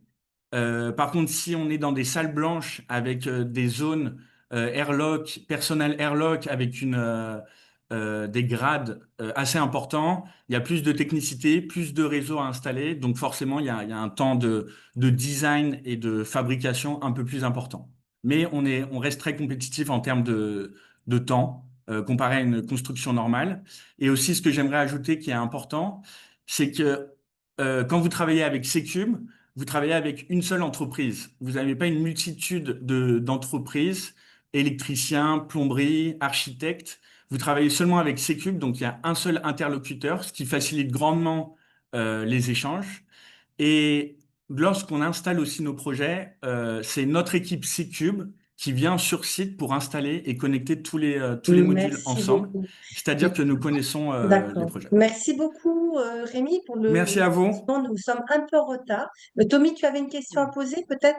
Je pense qu'on va prendre d'autres questions, peut-être à distance, et vous Alors, envoyer, Rémi, ces questions. Mais je pense que ce qui serait Avec intéressant, plaisir. c'est que vous partagiez avec nous plus de descriptions sur ces innovations. On a un site, le Click Connect, qui connecte les innovateurs et les innovations avec les pays pour qu'ils puissent trouver des solutions à leurs problèmes persistants. Donc, n'hésitez pas à partager Avec avec grand la plaisir. communauté Click. Un grand merci, Rémi. On va pouvoir Merci passer à vous. à la session suivante. Je ne sais pas, Tommy, si tu veux lever la main pour nous dire qu'on est en retard ou ah, c'était pour une oui, non, question. je levais la main simplement pour inviter en fait nos chers collègues en fait à poser leurs questions directement sur le chat à nos différents intervenants. On transmettra bien entendu les questions et les réponses, mais il fallait effectivement qu'on passe maintenant en fait à la session suivante avec votre permission à tous. Merci beaucoup. D'accord. Merci beaucoup. Merci à vous. Merci beaucoup, Rémi et Merci. Tommy. On va passer maintenant à la prochaine session. Ming, let's move to the next session. Nous avons les collègues de Gavi, de l'OMS et de l'UNICEF qui sont avec nous pour une discussion conviviale sur construire des systèmes de vaccination résilients au climat. Et que faut-il faire d'un point de vue, on va dire, international, hein. Donc, Ming, please, over to you.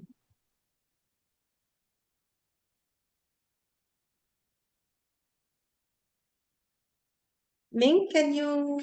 Yes. Okay, so we will start the fireside chat panel discussions with Mrs. Dorothy Lee as a moderator. And we also invited Mr. Claude Mongobo, the Logistic and Supply Chain Officer at WHO African Regional Office. He has over 20 years experience and specialized in vaccine management, cold chain equipments, ELMIS support, and solar systems. We also invited Mr. Ranjit Diman, Health Specialist Immunization Infrastructure from UNICEF HQ. And he specialized in the solar processing waste through green technologies and providing cold chain infrastructure for integrated storage of vaccines and PHC commodities. We also have Dr. Srihari Dutta, Regional Health Specialist from UNICEF Middle East and North Africa Regional Office. So Dr. Srihari is a seasoned public health leader with over 28 years across UNICEF, WHO, and academia institutions. So as Regional Health Specialist at UNICEF MENA, he drives innovation and immunizations, primary healthcare system strengthening, and health facility solarizations and digital health transformations. We also invited Mr. Mwinge, Abraham Wangnam Mwinge, as a senior manager from supply chain system design and integration from Gavi, the Vaccine Alliance. So Mr. Mwinge is a public health and supply chain system expert with over 18 years of experience and qualifications. His current work at Gavi is leading the strategic efforts to design climate resilient supply chain delivery systems. So we welcome our panelists to the fireside chat. And I will leave the stage to Mrs. Dorothy to facilitate and moderate the conversations. Thank you very much, Ming, and dear colleagues. We are very honored to have our colleagues joining. I think that we want to hear from them excusez-moi, je vais repasser en français parce que je dois parler en français. Est-ce que l'interprète est encore là ou pas? Sinon, je vais devoir rester en anglais. Yes. Donc, so I will stay in English. So the idea is really to discuss with you and the CLIC community about what will it take to build climate resilient immunization systems. So we can start to ask questions to our panelists around climate risk and system vulnerability. So maybe we can invite UNICEF representative expert Ranjit. This is a question for you. What are the most urgent climate risk threatening immunization system in low and middle countries today? Thank you, Dorothy, and hello everyone. Hope you can hear me. Yes. Thank you. So we saw in the previous presentation, it came out quite clearly, the risks of flood, heat waves. What the way it affects is it not just affects the immunization services, it disrupts the entire primary healthcare level services. And so for us, we are looking at solutions, and we saw the renewable scheme as one key solution way forward dealing with this problem. Renewable energy is an enabler of services, and that's the way we want to go. So while we are building the climate resilient infrastructure of the facilities, the building, flood resistant, we also need to ensure that the electricity, which is a primary enabler of many services, is available given those conditions and situations. So SDD was one clear way forward for immunization program that emerged 2010-11, came out as one solution. And now we are moving ahead one step forward to say that, yes, immunization can be an entry point to vaccinate the children and also improve the other primary healthcare indicators like maternal mortality rate, neonatal mortality rate, by improving the health facilities with energy as enabler, providing the electricity to run basic services. And that's a game changer. So we are looking at immunization as entry point to solarize the entire facility. And with that, we have a program going on where UNICEF is targeting to solarize, let's say, 10,000 of those needed health facilities globally. We are on our mark. About 2,500 health facilities are being planned as we speak, and this is the agenda we are moving forward with to let's say consolidate the needs of the primary healthcare and use immunization as an entry point. Just wanted to mention alongside that, I'm also with my colleague Monge from Gavi.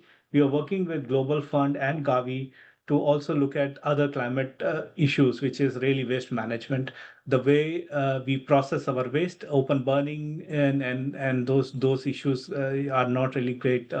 Those methods are not really great for climate change. So we wanted to migrate our way of handling waste to greener technologies, and that's where we have introduced some of the greener technologies to the countries where waste can be transformed into usable waste, could decontaminate, and then shred it, and then use it to good purpose. Yeah, Thank you. That's what I want to add on my side.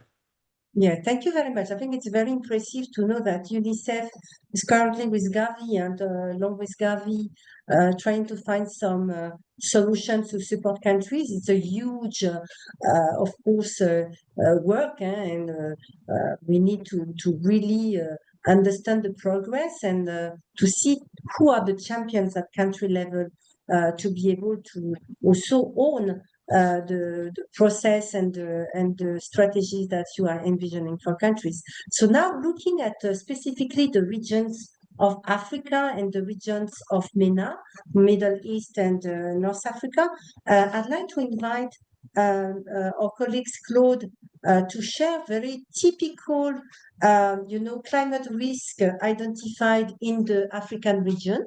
And then the same question will be asked to Dr. Sriari. What are the most urgent climate risk strengthening immunization system, and what are the key problems that you identified in your region? So Claude, over to you, and then Dr. Sriari.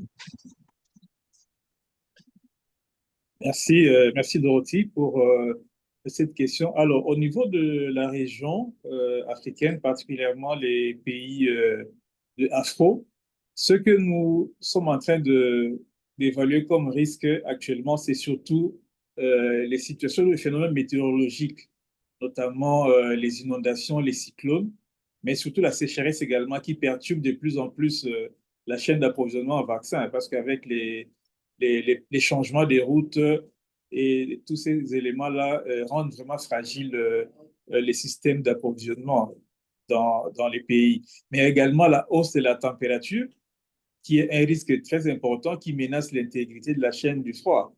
Là où les températures sont élevées, il y a beaucoup de risques et je pense que de plus en plus UNICEF et Gavi poussent les fabricants, n'est-ce pas, à produire des équipements qui sont adaptés aux conditions climatiques qui puissent faire face à ce genre de situations. Mais il y a également cette fragilité des infrastructures, notamment les routes, les bâtiments, les réseaux électriques, sont également des domaines qui rendent vraiment vulnérables les systèmes de vaccination au niveau de la région.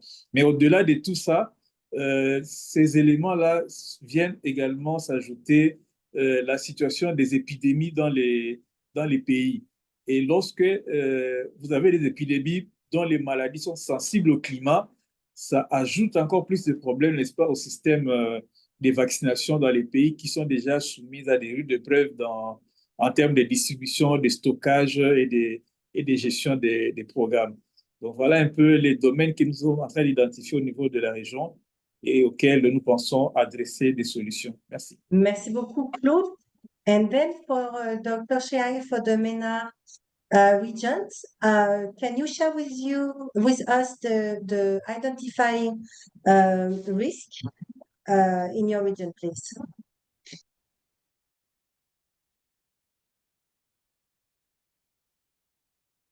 Dr. Shai, okay.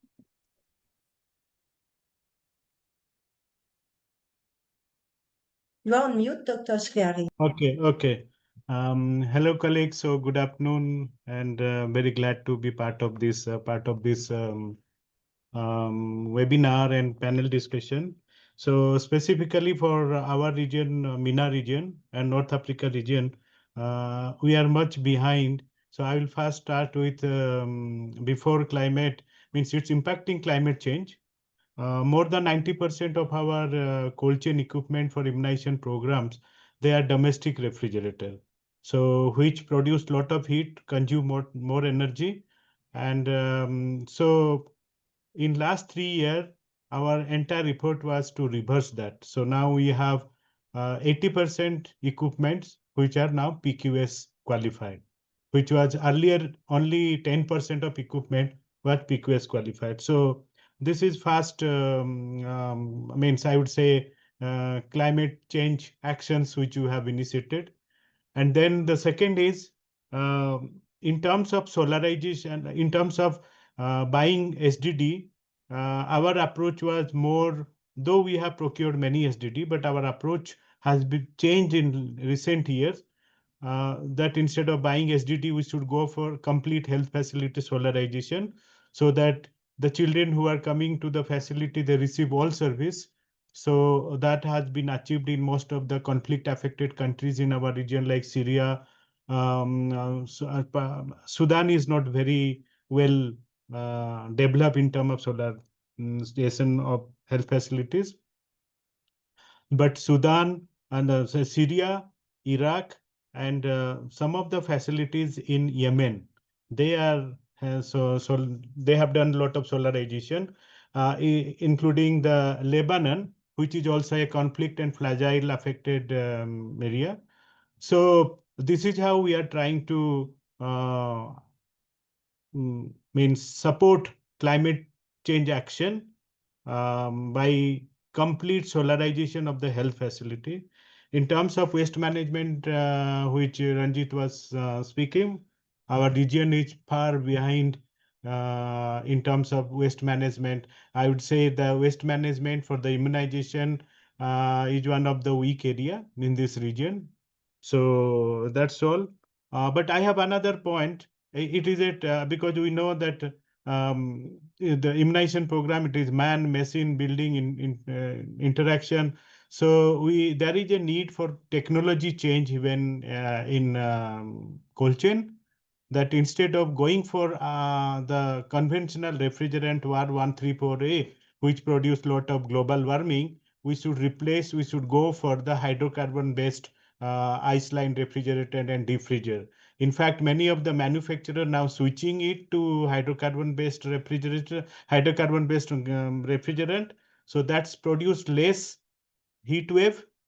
So within UNICEF, we should try to stick to that that only hydrocarbon-based refrigerant ILR diffusers should be produced. It cannot be used for bigger equipment like WIC, WIF. So this is another area where we need to target. Thank you. Thank you very much, Shriari. Very important points regarding the highest risk. I'd like to invite Gavi. Dr. Mwenge, can you maybe react? Because I think that Gavi has been supporting through the CCOP, PQS, procurement of PQS equipment and so on. This is a good point. But then looking at the other priority highest risk in at country level and as discussed by with the regions, UNICEF and WHO, can you please let us know what is the strategy of Gavi to support countries improving their immunization system, improving resilience of their system, considering the climate change challenges today. Over to you, Wendy.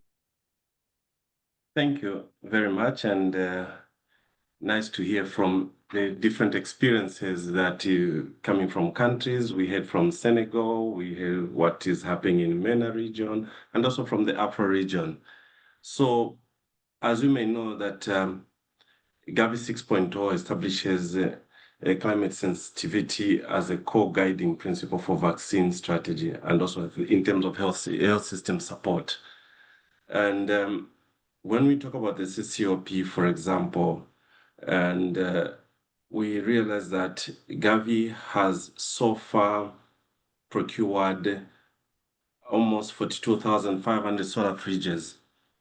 And this is all trying to help in terms of climate mitigation and ensuring that we have refrigerators in the most vulnerable places where we don't have electricity. But this also counts to reducing carbon footprint.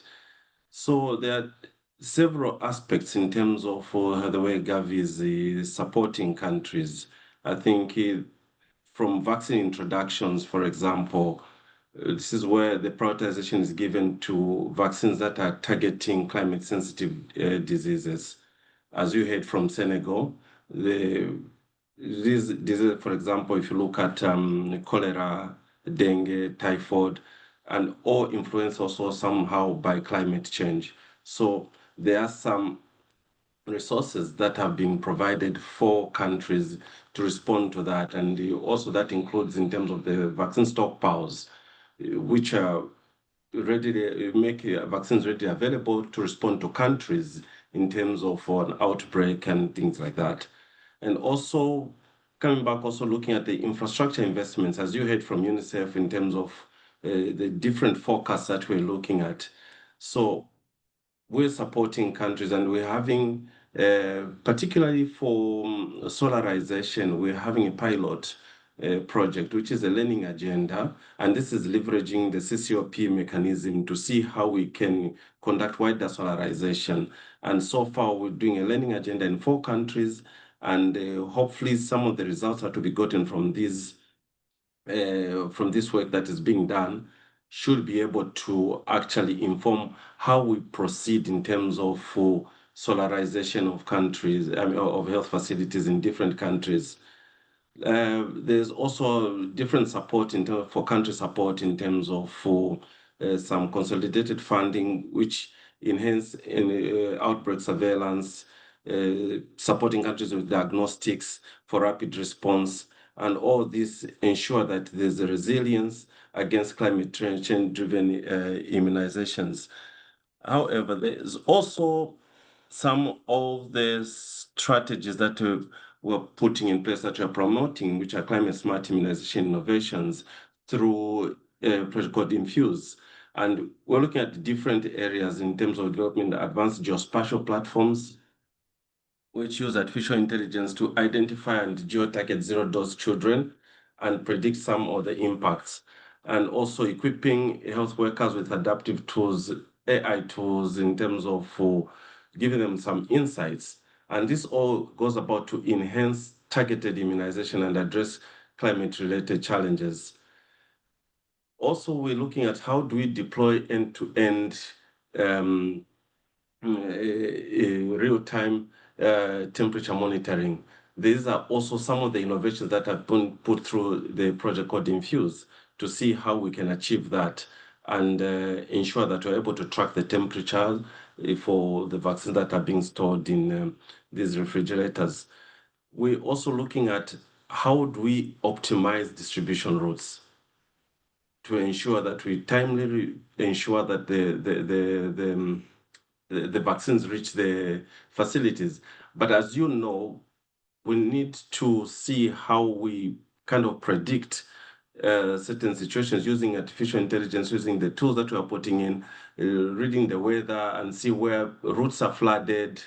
And all these are some of the projects that are being put into perspective to see how they will impact finally on the immunization supply chain.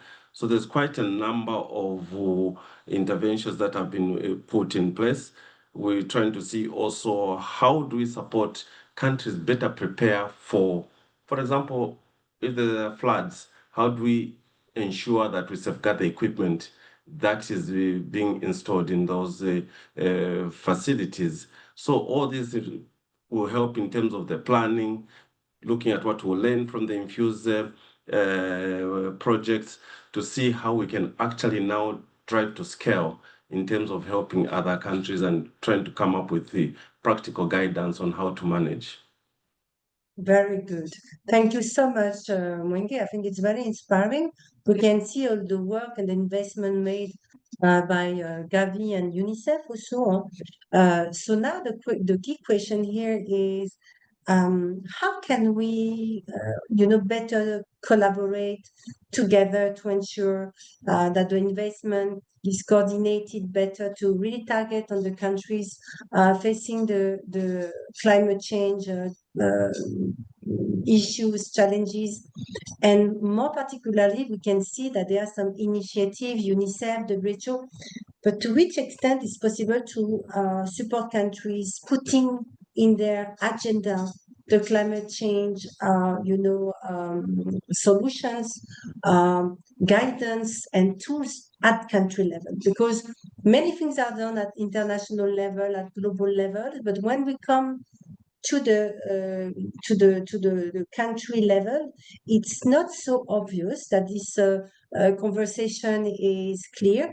And then if we look even not at national but subnational and local levels, it's completely blurred, and even it's not a subject to be discussed. So how can we make it better so countries can really access the guidance, the tools, the strategies, available at global level, but not at country level? And then the key question here is that to which extent, from this conversation today, we could have something like targeted communication or I would say capacity building, even where we should not be scared of this word, to really reinforce the capacity of countries to take into consideration this very important aspect beyond cold chain equipment, I would say. Over to you.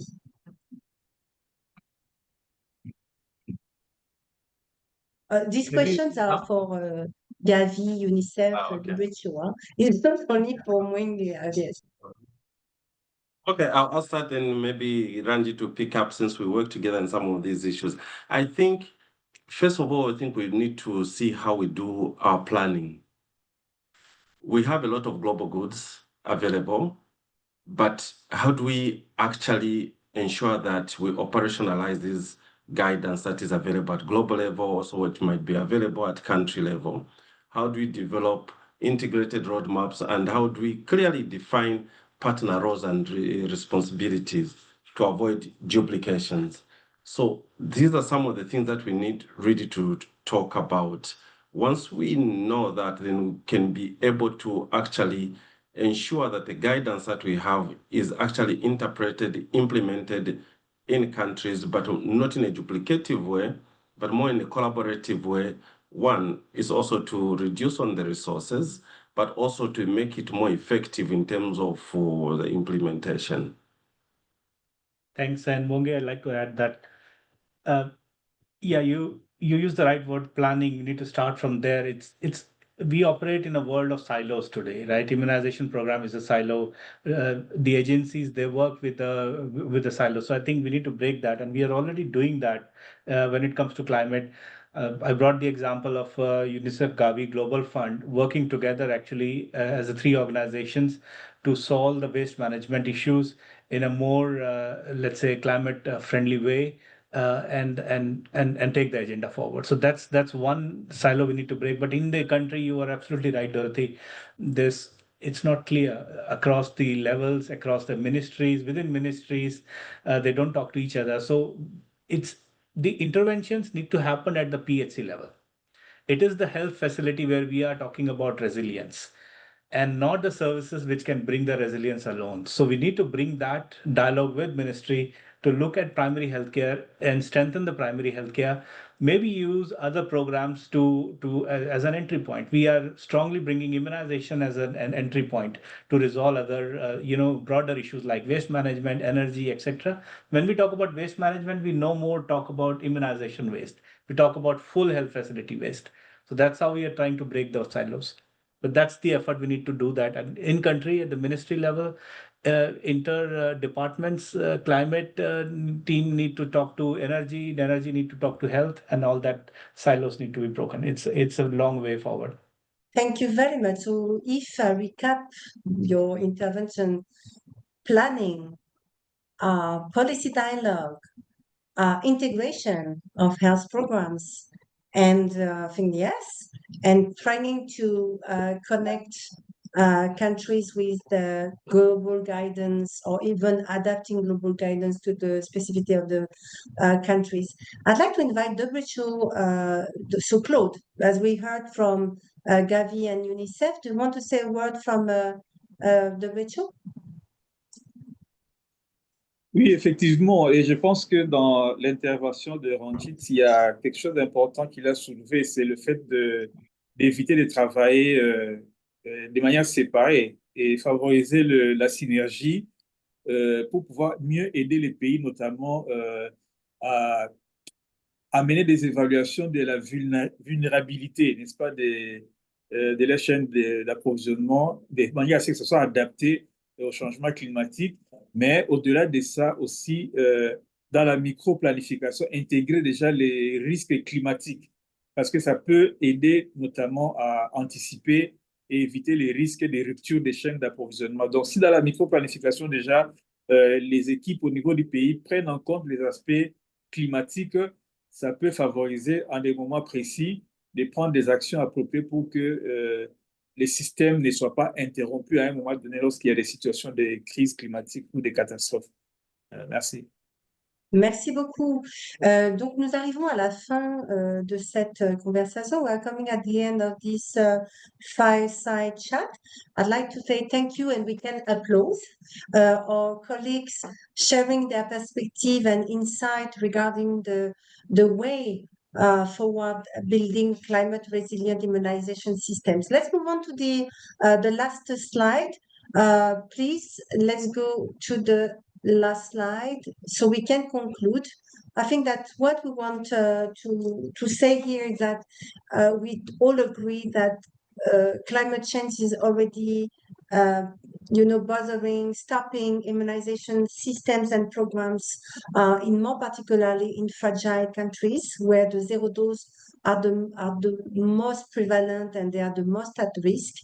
Another point is that we believe that innovation and collaboration, as mentioned by our panelists, can transform vulnerability into resilience.